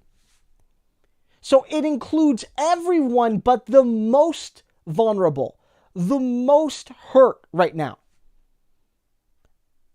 And so for me, from a moral perspective, because I could give one, rat's ass about the how it's written, if a homeless person or a long-term unemployed person or somebody who is a couple bucks away from earning the $5,000 it took to get the CERB applied for it, let them keep the $8,000 goddamn dollars. Let them keep it. I don't care. In fact, I'm happy. I'm happy that they got that money. Like, I don't know. That's me. And I don't know if I'm representative. I don't know. But that's me. That this, like the Trudeau, where they sat down and they wrote this CERB, they had the idea from Jagmeet and the NDP. Let everyone who needs it apply. We'll figure it out later. If rich people are applying to get it, we'll tax it back. Middle class people are getting it and they didn't lose their job, tax it back. Poor people, no matter what, let them keep it. That should have been the rule. If you make under a certain amount, it doesn't matter if you lost income.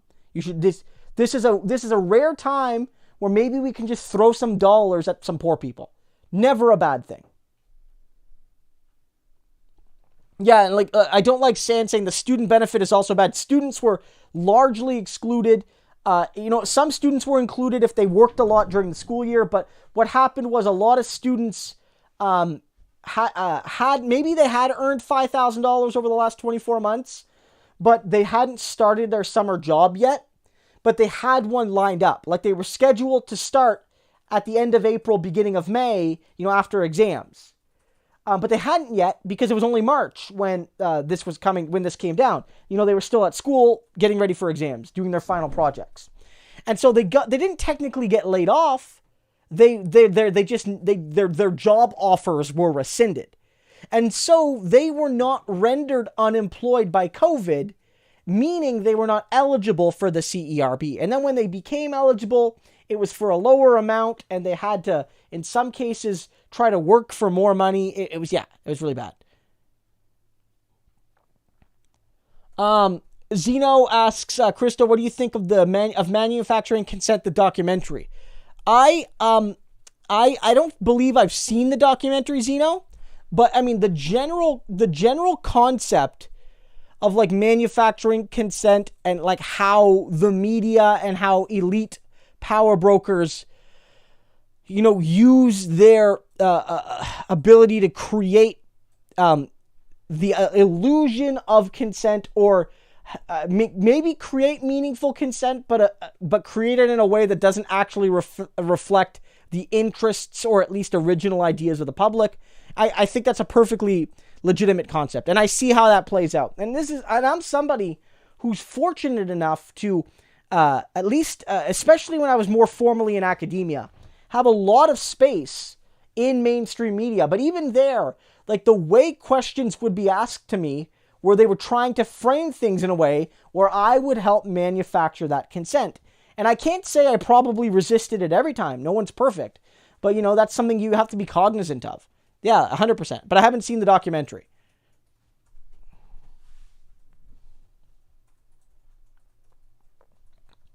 Yeah, talk blocked. Yeah, I would agree that Canada is probably comparable to the United States in racism. It manifests differently for different reasons. Against Indigenous people, it manifests much like it does with African Americans, but it's not as ubiquitous because Indigenous people are not in every city as much as others. Like some cities like Winnipeg, Thunder Bay, Edmonton, Calgary, there's a lot more Indigenous people than there is in, say, in Eastern Canada in some of the big cities. So that matters. But yeah, Canada's treatment of Indigenous peoples is just as bad, if not worse, I would think, than racism against African Americans. I know, for instance, that in the United States, black people are 3 times as likely to go to jail than their population indicates, which means something like they're 10 or so, like they're X amount of the population, but they're 3 times that many in prison. In Canada, Indigenous people, it's 5 times more. And in fact, Indigenous people are only 5% or so of Canada's population. But in women's prisons, right, in women's penitentiaries in Canada, half the inmates are Indigenous. So 5% of Canadian women are Indigenous. They form 50% of women in jail. That is a 10-time overrepresentation of Indigenous women. It's not as bad. It's about a 5-time representation of men, right? We just in Canada we don't lock up white women, really. That's the thing. But we lock up Indigenous women, right? That's the thing. And I mean in Toronto, and the problem in Toronto or in Canada is that researchers will tell you this, activists will tell you this, getting data about police violence and how police interact with citizens based on race is just not available to the same degree as it is in the States. But the preliminary info we do have is that black men are 20 times more likely to be killed in Toronto than other people. So we have anti-black and anti-Indigenous racism here in Canada. It's very similar to the United States. Very similar.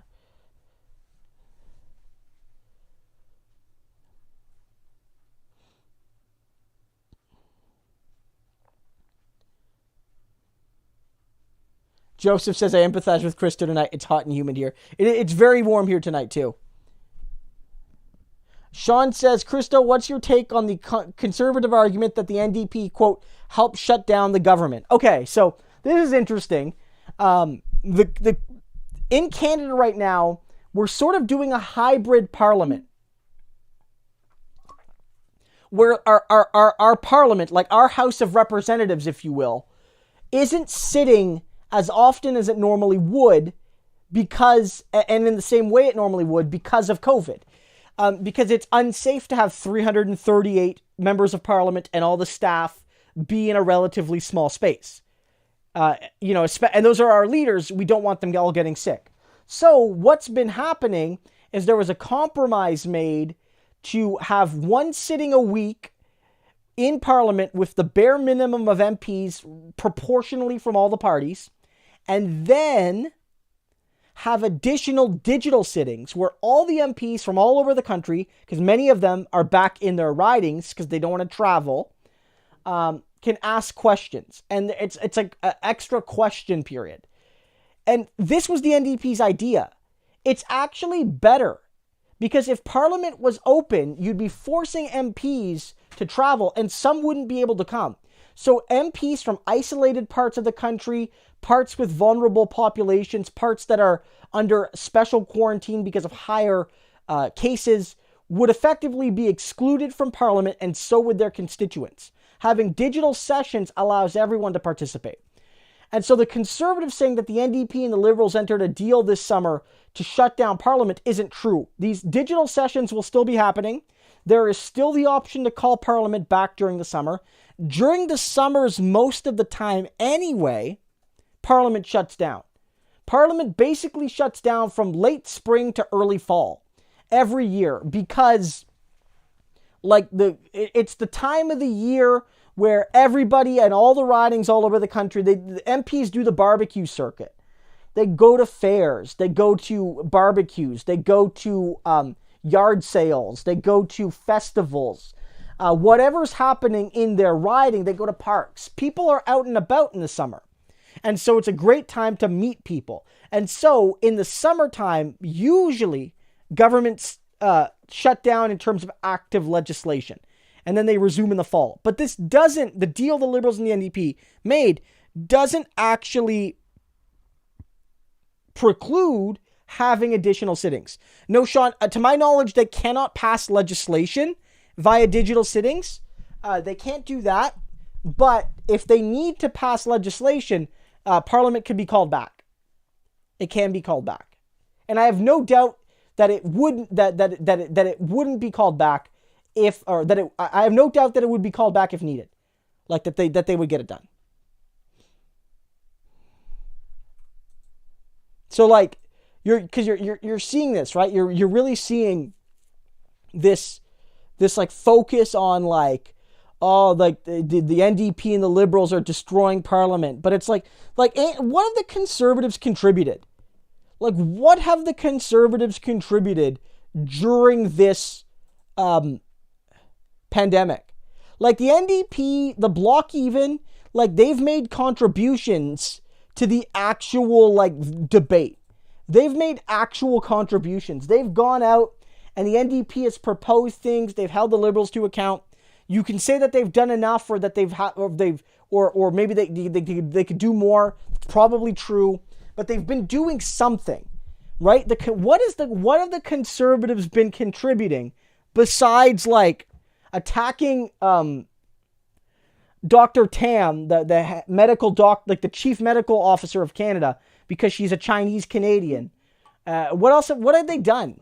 Like, what have they done besides like be whiny little bees? Like, what have they done? Like, what, Brie, have they done anything? No. I mean, look, I don't know. Well, Sean, to be clear, the CERB jail was blocked by the cons. I noted that earlier, that they did one thing. Only the Liberals wanted to jail poor people. To my knowledge, that CERB jail was blocked, unless on the stream something have changed.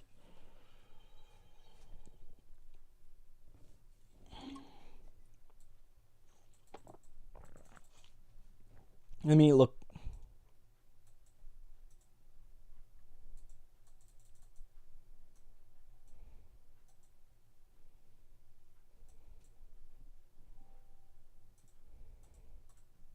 So I don't know what they're doing. Like, if you look at the polling, like the NDP is basically where they were. So is the Bloc, so is the Greens. But the Conservatives are just bleeding support to the Liberals. Like, anybody who's like a blue-red swing voter they're swung all the way to the Liberals. Now, that's bad because if the Liberals get a majority, they are going to rain down austerity on us for the next half decade. But, and they're not going to tax the rich to pay for this crisis. Guarantee you.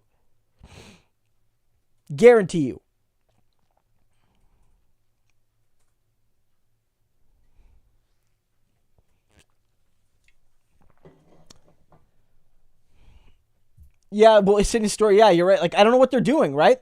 I'm sure that, like, isolated conservative backbenchers have, like, made suggestions and they've brought up issues that matter to their local constituents. I'm sure. Like, I'm sure individual MPs from all parties have done things to help people. I get it. But, I mean, in the broad terms, you could say, here's what the NDP's been fighting for.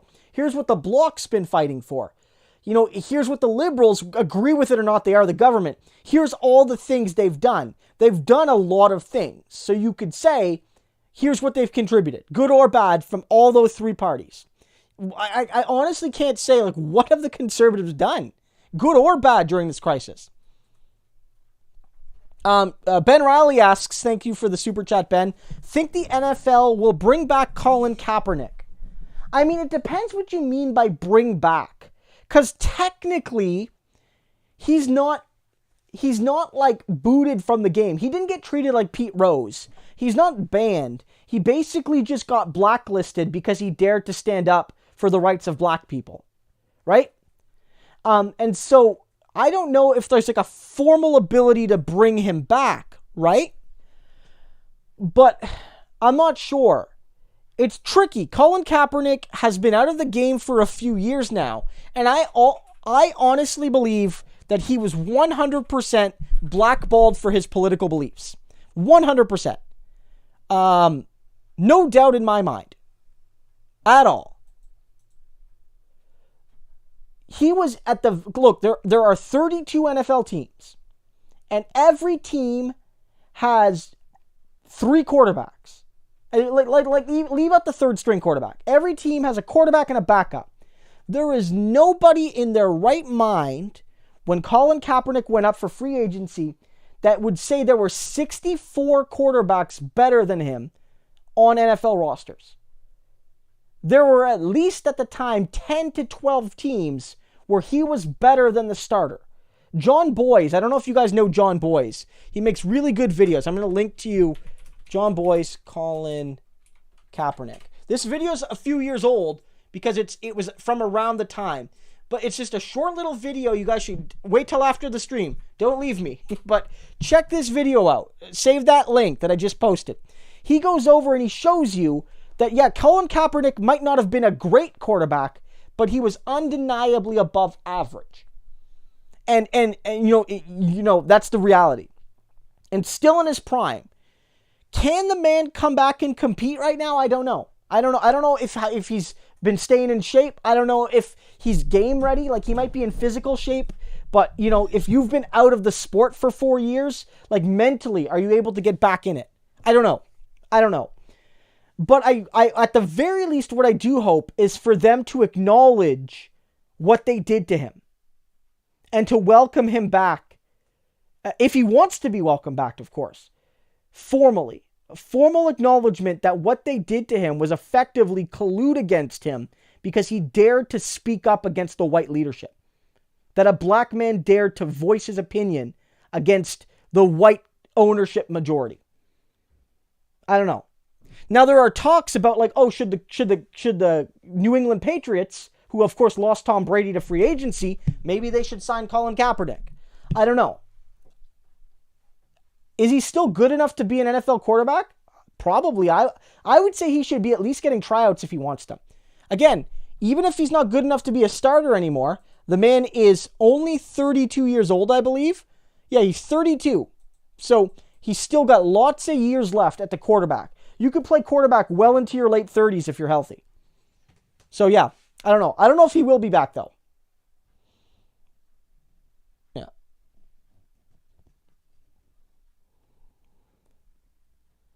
Joseph, Matt McGloin. No, I guess I'm not. I guess I don't want to be mean to any particular quarterback, guys. You know, but like, look, there's 64 quarterbacks if you just count first and second string. The idea that Colin Kaepernick isn't better than 45 of those guys at least is laughable, right? So, yeah. He was definitely blackballed, 100%. John Barlett says, it's a great super chat here from John. Thanks for the support, John.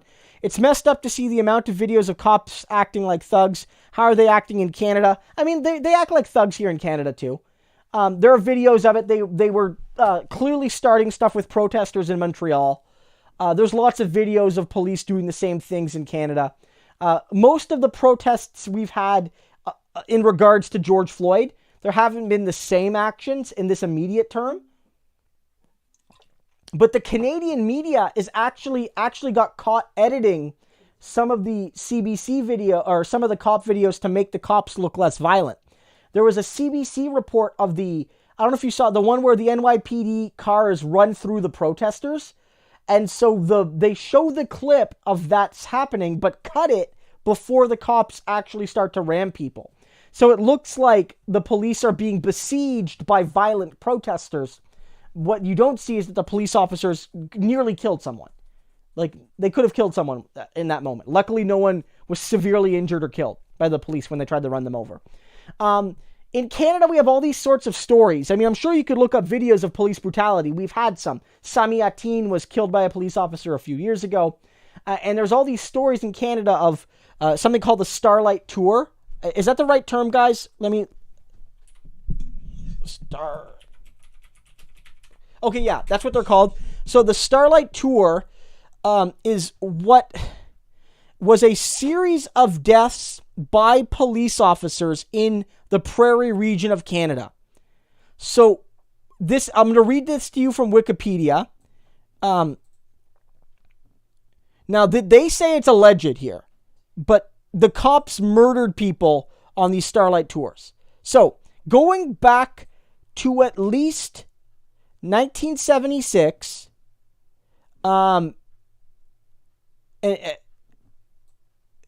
it's been alleged that police officers in the prairies would often arrest Indigenous men, specifically, but not exclusively men, for minor crimes, whether it's drunkenness or disorderly conduct, things like that. And rather than bring them to the drunk tank like you would for a normal person who was, maybe publicly drunk, they would drive them out of the city and throw them out of the car. Now, in addition to all the dangers that could cause, people from, say, even the Dakotas, from Montana, Dakota, Minnesota, the northwestern states in the prairie region, you guys know how damn cold it gets. Right? You know how cold it gets. Cops are largely above the law in Canada too. For the most part. So a lot of these men died on those walks because it's minus 30, minus 40, minus 50 in some cases. It's cold, right? And so this is what we do to Indigenous people in this country. Yeah, 100%. Our police do this. The only difference is, or one of the big differences is that unlike in the States, we don't have the same kind of data about police abuses that you guys do. We don't have it. We don't collect race-based data as much. Or if we do collect it, it's not released. Like, for instance, one of the things with COVID, for instance, like, we know in the US, because you guys keep better race-based data, that it overhits black communities and other marginalized communities. Here in Canada, though, all we can do is sort of imply that, okay, here's where black Canadians live in Toronto, and sort of do an overlay of the neighborhoods where the people who have gotten COVID tend to live. And surprise, surprise, black communities have been hit harder because they have less protections. They don't have the sorts of jobs where you can work from home, like Brianna or I, or a lot of white Canadians who are like middle class or upper middle class. And we have that data. Now, you can't directly assume necessarily that means black rates are higher because, of course, not everyone in those neighborhoods is black. But that's all we have. We don't keep the data. So Canada has this very inconvenient perpetuation. We don't take the data that would make us look racist, and then we can say, my God, look how racist the Americans are, when one of the reasons we know that is because you guys actually do the data. And I'm not trying to glorify it. I'm sure that the data is limited, it's flawed, there's probably cases where you can't get it very easily and there's not enough of it, but at least you get some of it. We do not have that in much of Canada.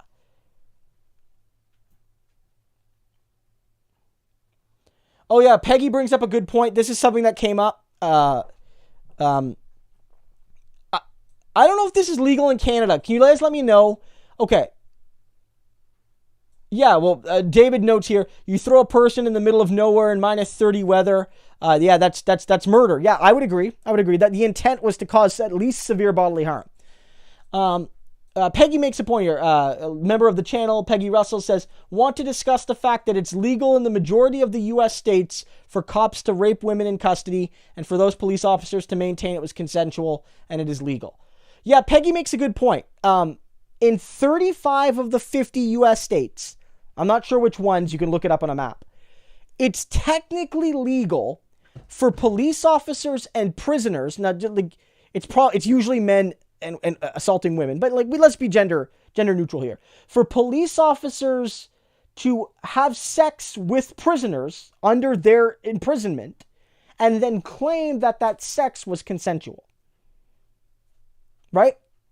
And the other 15, you can't do that. It's sort of like statutory, like you can't have sex with a minor, even if they technically wanted to, because it could be illegal, right? And there's same thing with that sort of thing. You have such a power imbalance on them. Hypothetically, they could want to do it. Hypothetically, you could want to do it. And it's not based on this implicit subversion, exertion of power. But to ensure the safety of everyone, you just have to basically ban that activity. In 70% of the states, that's not the case. That's not the case. That's baffling to me. That's baffling to me when I heard that. Like, it's not that I didn't believe it, of course, but it's baffling to me when I was like, my goodness, that's definitely the case. And there's, the articles have talked about cases in which, largely women dealing with male officers have basically said that they were assaulted by these men, and then these men would claim that that the woman came onto them and blah blah blah, and then in addition to the act happening to them, they would be criminalized in the media and in their communities as trying to harm the reputation of these 2 good boys in blue, or 3 boys in blue, or whatever the case may be. And so, Now, do people know in Canada whether or not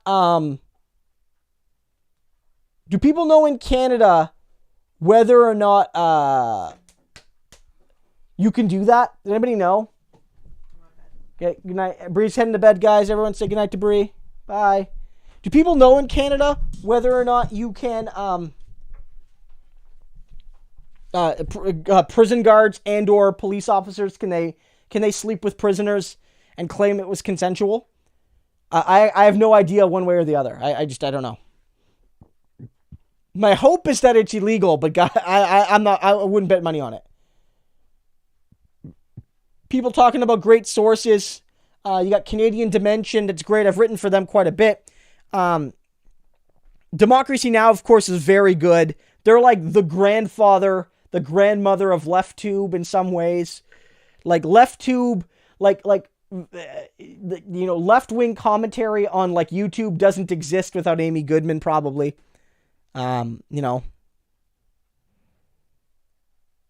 Ricochet's good in Canada. Rank and File is good for labor content. Passage is a new publication, sort of like a Jacobin type publication for Canada. I've written for them as well. They're really good. So.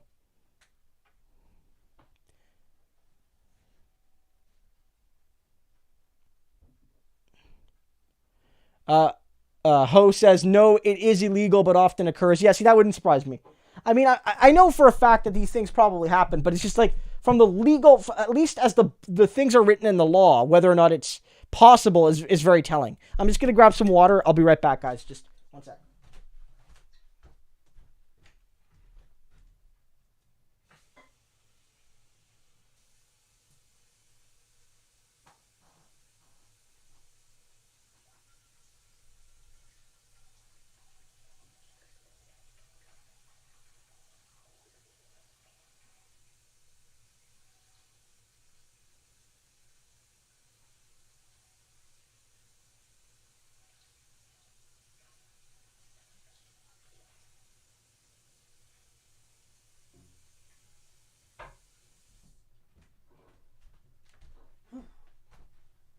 All right, and I am back.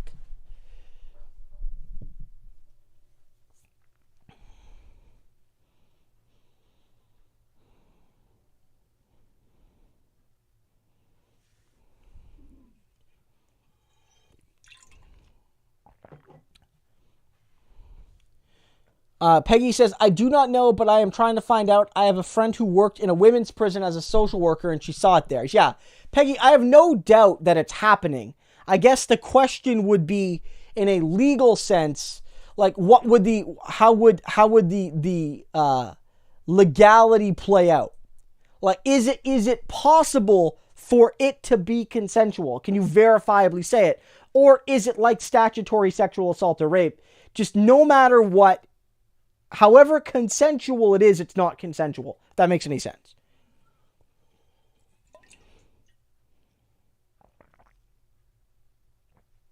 Jonathan Castle says the NDP Twitter account has a tweet up that just says P.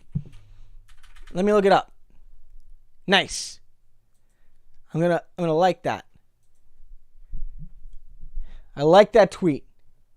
I don't know what it means. I don't know.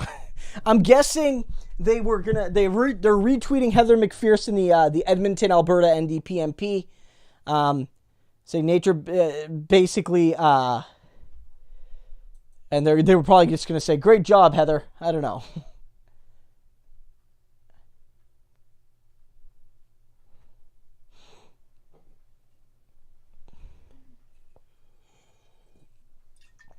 Yeah, right. Yeah, I would say that in women's prisons with male guards, yeah, I could definitely see that being a systematic issue. 100%. A lot of people are having a debate about whether democracy now is great or just good or whatever.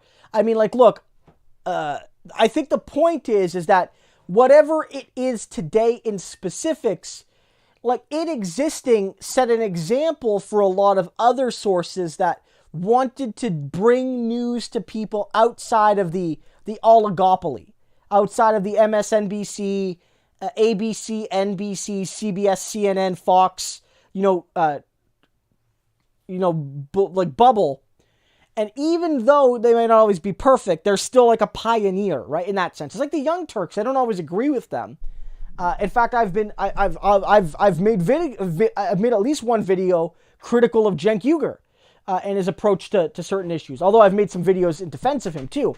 But you have to kind of pay some respect to like the pioneers that have sort of built the systems. Paladin Fury asks, what do you make of the Wendy Mesley situation? Okay, this is a tough one for somebody who looks like me, especially. Okay, so I'm going to try to be careful here for a couple reasons. One, you got to be careful. But Wendy Mesley she hasn't been fired, but she's been suspended, is a high-ranking journalist / anchor reporter, on-screen personality at the Canadian Broadcasting Corporation. And she basically was not on camera, but in preparing a story, was talking about something someone said, and then she said a word, and they won't say what word she said, but we all know the word. It's the N-word, most likely. That's the one that everyone's thinking that she said. And she apparently said it in like a quoting sense. Like, she didn't say it. She said it like someone else said it.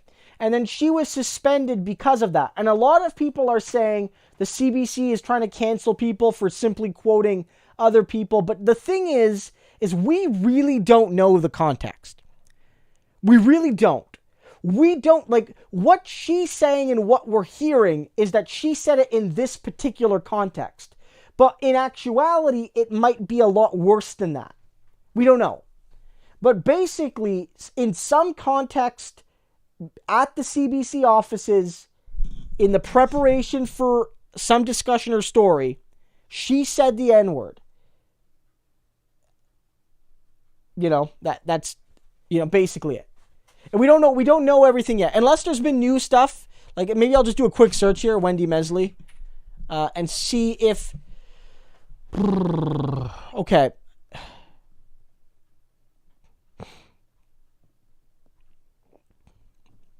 Like, all the stories I'm seeing right now come from that thing.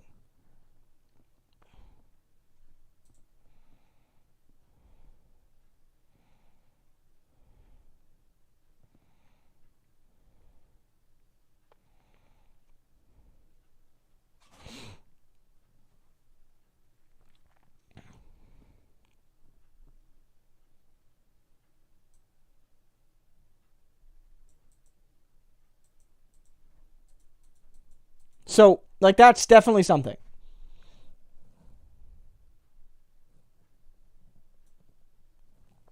Pork Chops, Suffy asks, what happened with my video about Candace Owens?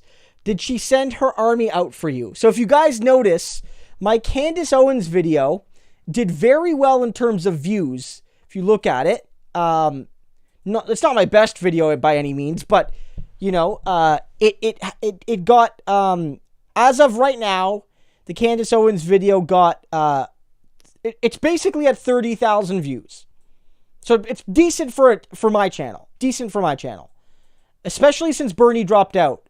Like, there haven't been as many mega videos. And Candace Owens, I don't think Candace Owens sent an army after my video, personally. She doesn't know who I am. But what I think happened is that the video is doing really well on YouTube search. And so I'm guessing people that are searching for that video maybe are people that agree with Candace Owens, and they're seeing my video pop up as the second or third hit on that topic because the video did well at the start and that gives it momentum. And they're seeing it, finding out that I disagree with Candace Owens, and then clicking the dislike button. So that happens sometimes.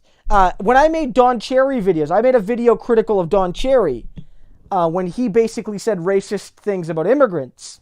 Last year. For my Canadian viewers, that was back in like October, November I made those videos. Some of my Americans might have been around, but that's when I made more explicitly Canadian content day to day. Those videos did very well for the channel at the time. Like 15, 20,000, 30,000 views. That was fantastic for the channel. Some of my best videos of all time. But in the process, the majority of people coming for that content were siding with Don Cherry. And so the majority of those videos got a lot of dislikes. So it's not, so far as I can tell, it's not necessarily driven by an army against me. I mean, maybe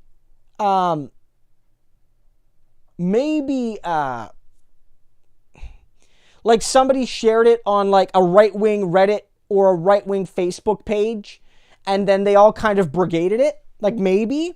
But I think it's based on the fact that like people coming to look for that content are not on my side. And like that's what happens sometimes. Whereas a video that does good on based on my audience and on YouTube suggesting it to people who might like my content, those videos are much likely to get higher views. So any video that does really well with searching will have these divisions. Like, this happened to me a lot this week. Like, my video critical of the NYPD, the police union, for their statement that I made yesterday, has about 40% dislikes. Because the people searching for that clip supported the police. So that has like 700 likes, but like 450 dislikes.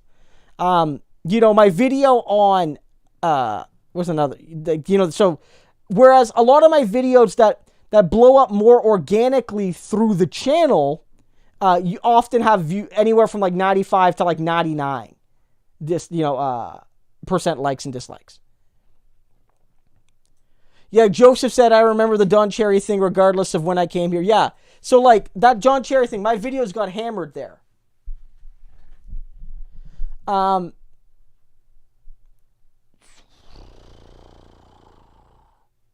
Yeah. Okay, Sean says, new poll shows Notley at 35, Kenny at 34. Should Alberta NDP get a new leader? I mean, if that's true, then that's a great poll for the NDP, given where the election results were. I'm not a huge fan of Notley and her ideology, necessarily. She's not left-wing enough for me, but I don't live in Alberta either, right? So, I would say that Notley is going to stay on for at least one more election. That's my view. The polling indicates that they have a chance to win. And one thing to remember is that the first past the post system can actually benefit the NDP in Alberta. Because if like the NDP and the Conservatives are tied, or the Conservatives are just a couple points up on the NDP, then what's likely happening is the Conservatives are winning massive majorities in rural Canada, in rural Alberta. some of the ridings maybe getting 80% of the vote. But those are wasted votes. In Edmonton, the NDP is likely winning most of the seats. But Calgary, the NDP is likely going to win close races and might end up winning more seats, a majority government with less votes than the Conservatives. That's possible. So I don't see anybody replacing Rachel Notley before the next election. I mean, maybe she goes, but I doubt it. I think she's in for at least one more. At least one more. Craig Adolph asks, and I have a couple super chats here, but just quickly. Craig Adolph asks, have you seen the Matthew Green e-petition to ban tear gas? Any thoughts? I support it. I've signed it. Matthew's great. Of course, as you guys know, I did an interview with Matthew Green on this channel, and I also did one with Nikki Ashton on Friday. You guys might have seen that. I posted it on Saturday afternoon. So I've done some interviews. Tear gas is basically a tool of chemical warfare. It should not be used on citizens, period. Jesus says, or Jesus, I'm not sure how you want me to pronounce it. Are the books in the back books you have read? Yes, most of them. Some of them are like textbooks I've been given, and I've sort of perused them. But most of these are books that I've used in the course of my research, or that I've reviewed, or that I'm just interested in. And some of these books are books that I've read, I've written, or I've written chapters for. So yeah, I've read pretty much all the books back here. Some of them are like journals, like academic journals, in which I've published an article and or book review, what type thing. So I haven't read all the articles in them necessarily, but I've read some of them, and that's for the most part, these are my books. Some of them are Brianna's books here and there, but most of her books are in other places.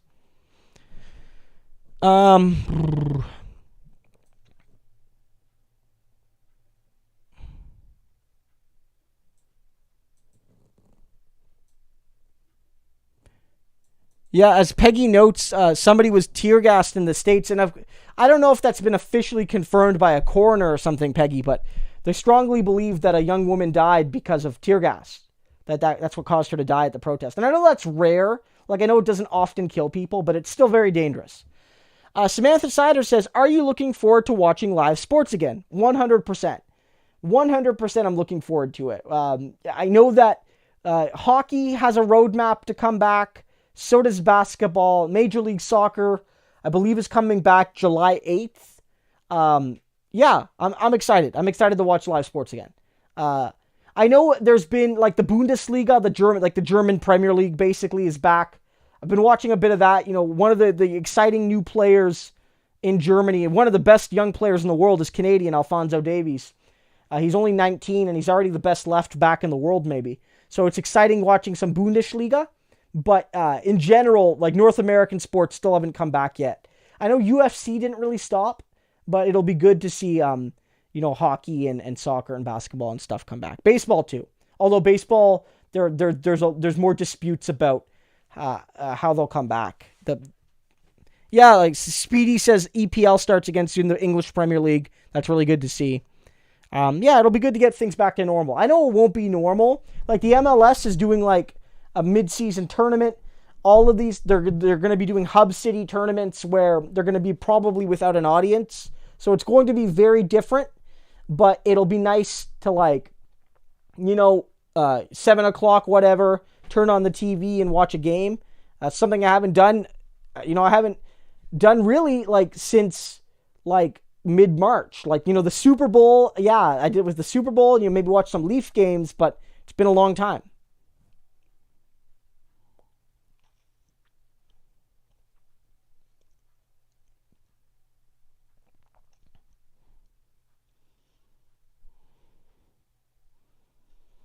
See, that's interesting. Alexander the Great says tear gas is technically illegal. I'm not sure of the nuances. I find it interesting because it shows the limitations of all the tinkering we're seeing.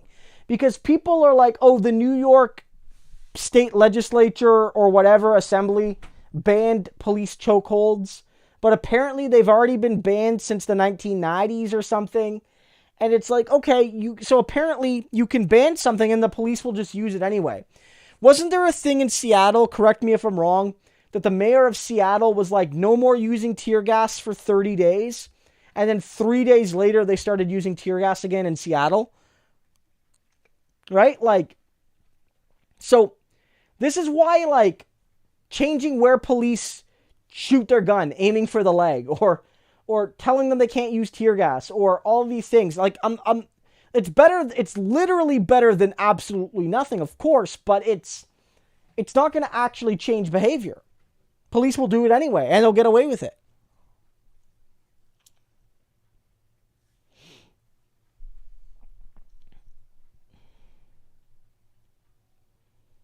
Jesus, is that true? Here in Germany, most people can't watch Bundesliga because it's on pay TV, which is usually only available in pubs. That's interesting.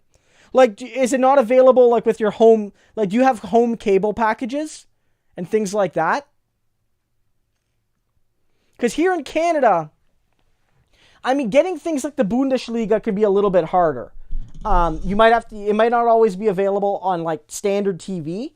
But the way it works in Canada, for the most part, is like if you have TV, you get access. But then in addition, like, a lot of bars and restaurants will show the game.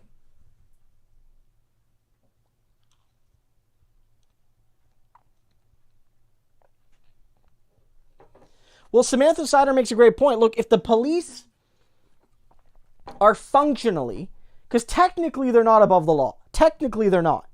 But, like, if they're functionally treated as if they are above the law, then don't be surprised if a good chunk of them act as if they are above the law.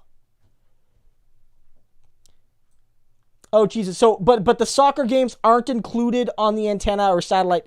Like, do you have a satellite package that would include the Bundesliga or other professional sports?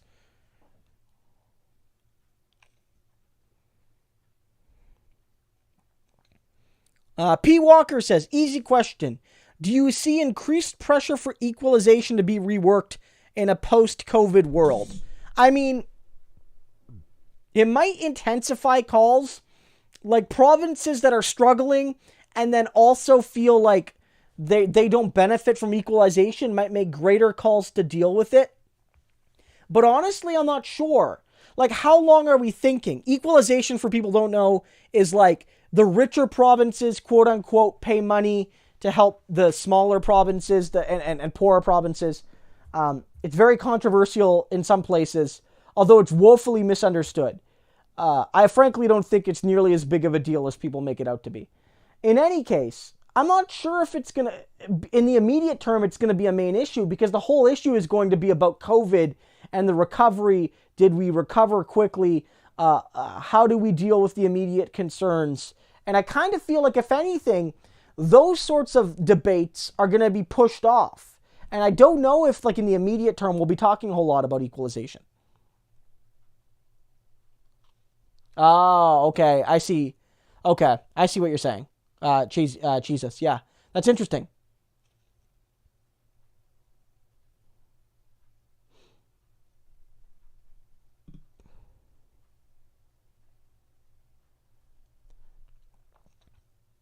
Samantha, the Bundesliga is the highest level of German soccer. So it's their equivalent of the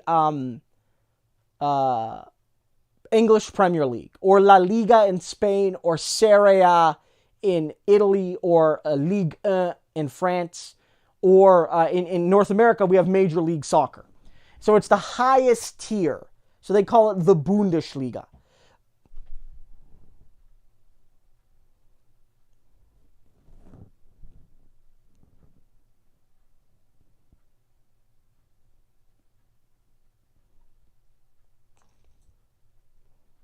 Yeah, that's interesting. I didn't know the politics of German soccer TV. I didn't know that.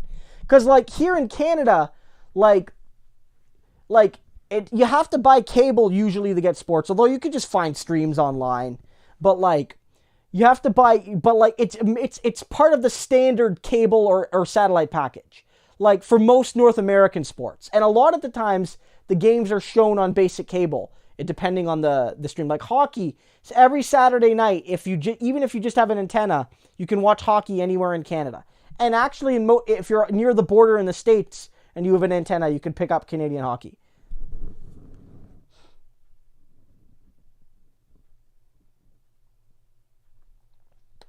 Speedy saying, asked me about Taylor Bacharach, about the new MP for Skeena. He was the one who replaced Nathan Cullen, who took a step back from politics. Yeah, I mean, I didn't know too much about him, but from what I heard, he was pretty cool. So I'm glad to see that you feel he's doing a good job representing folks.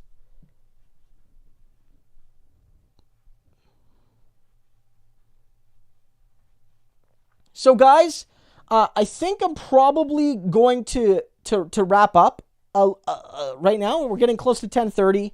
It's very hot. I'm a little tired, so I'm gonna, wrap up and try to cool off for a little bit. But before we go, I want to say a few things. One, thank you for all your support. One thing that's been happening is that a lot of the Bernie focused channels saw a bit of a dip in views after Bernie dropped out. But I'm happy to say that there's been a bit of an uptick for me in the past couple weeks. And I'm sure that has to do with that I'm covering like the protests. But I know that a lot of my regular viewers, I think, are starting to plug back into politics. So, continue to do that. It really helps the channel. Honestly, it's like when you watch a video, it gets other people to watch the video algorithmically. So whenever you have the opportunity, I appreciate you watching the videos as I post them. If you just make a habit of checking the channel every day, there'll almost always be at least one video for you to watch. Also, if you're not subscribed, click subscribe. And if you are, make sure the bell is clicked and then you click all notifications. It means you should get a notification whenever I post a video. The only exceptions are when I've posted more than 3 videos in a 48-hour period or 24-hour period. It might not send you more than 3 notifications, but you will get a notification almost every time. For those who have supported the channel via Super Chats, I very much appreciate it. If you want to give ongoing support, like on a periodic basis, you can join the channel here on YouTube. You can click the join button, or you can support me via Patreon. I believe there's a link in the description. One thing I have a Discord. My Discord channel, let me bring this up here. For those who don't know, Discord, it's like a chat room dedicated to this channel. It's still pretty small, but it's very active. Always lots of really interesting discussion and debate, talking not just about my videos and this channel, but just like what's going on in the world and beyond. So let me pull up a link. I'm going to just throw this here. This one might be a time-gated link, but the stream's going to end in a few seconds anyway, so it's right here. Be sure to click this if you haven't been there. Join my Discord. It's a great place to chat. But yeah, I mean, I do these streams every Wednesday night, 8:30 or 8 o'clock, to about 10:30 or so.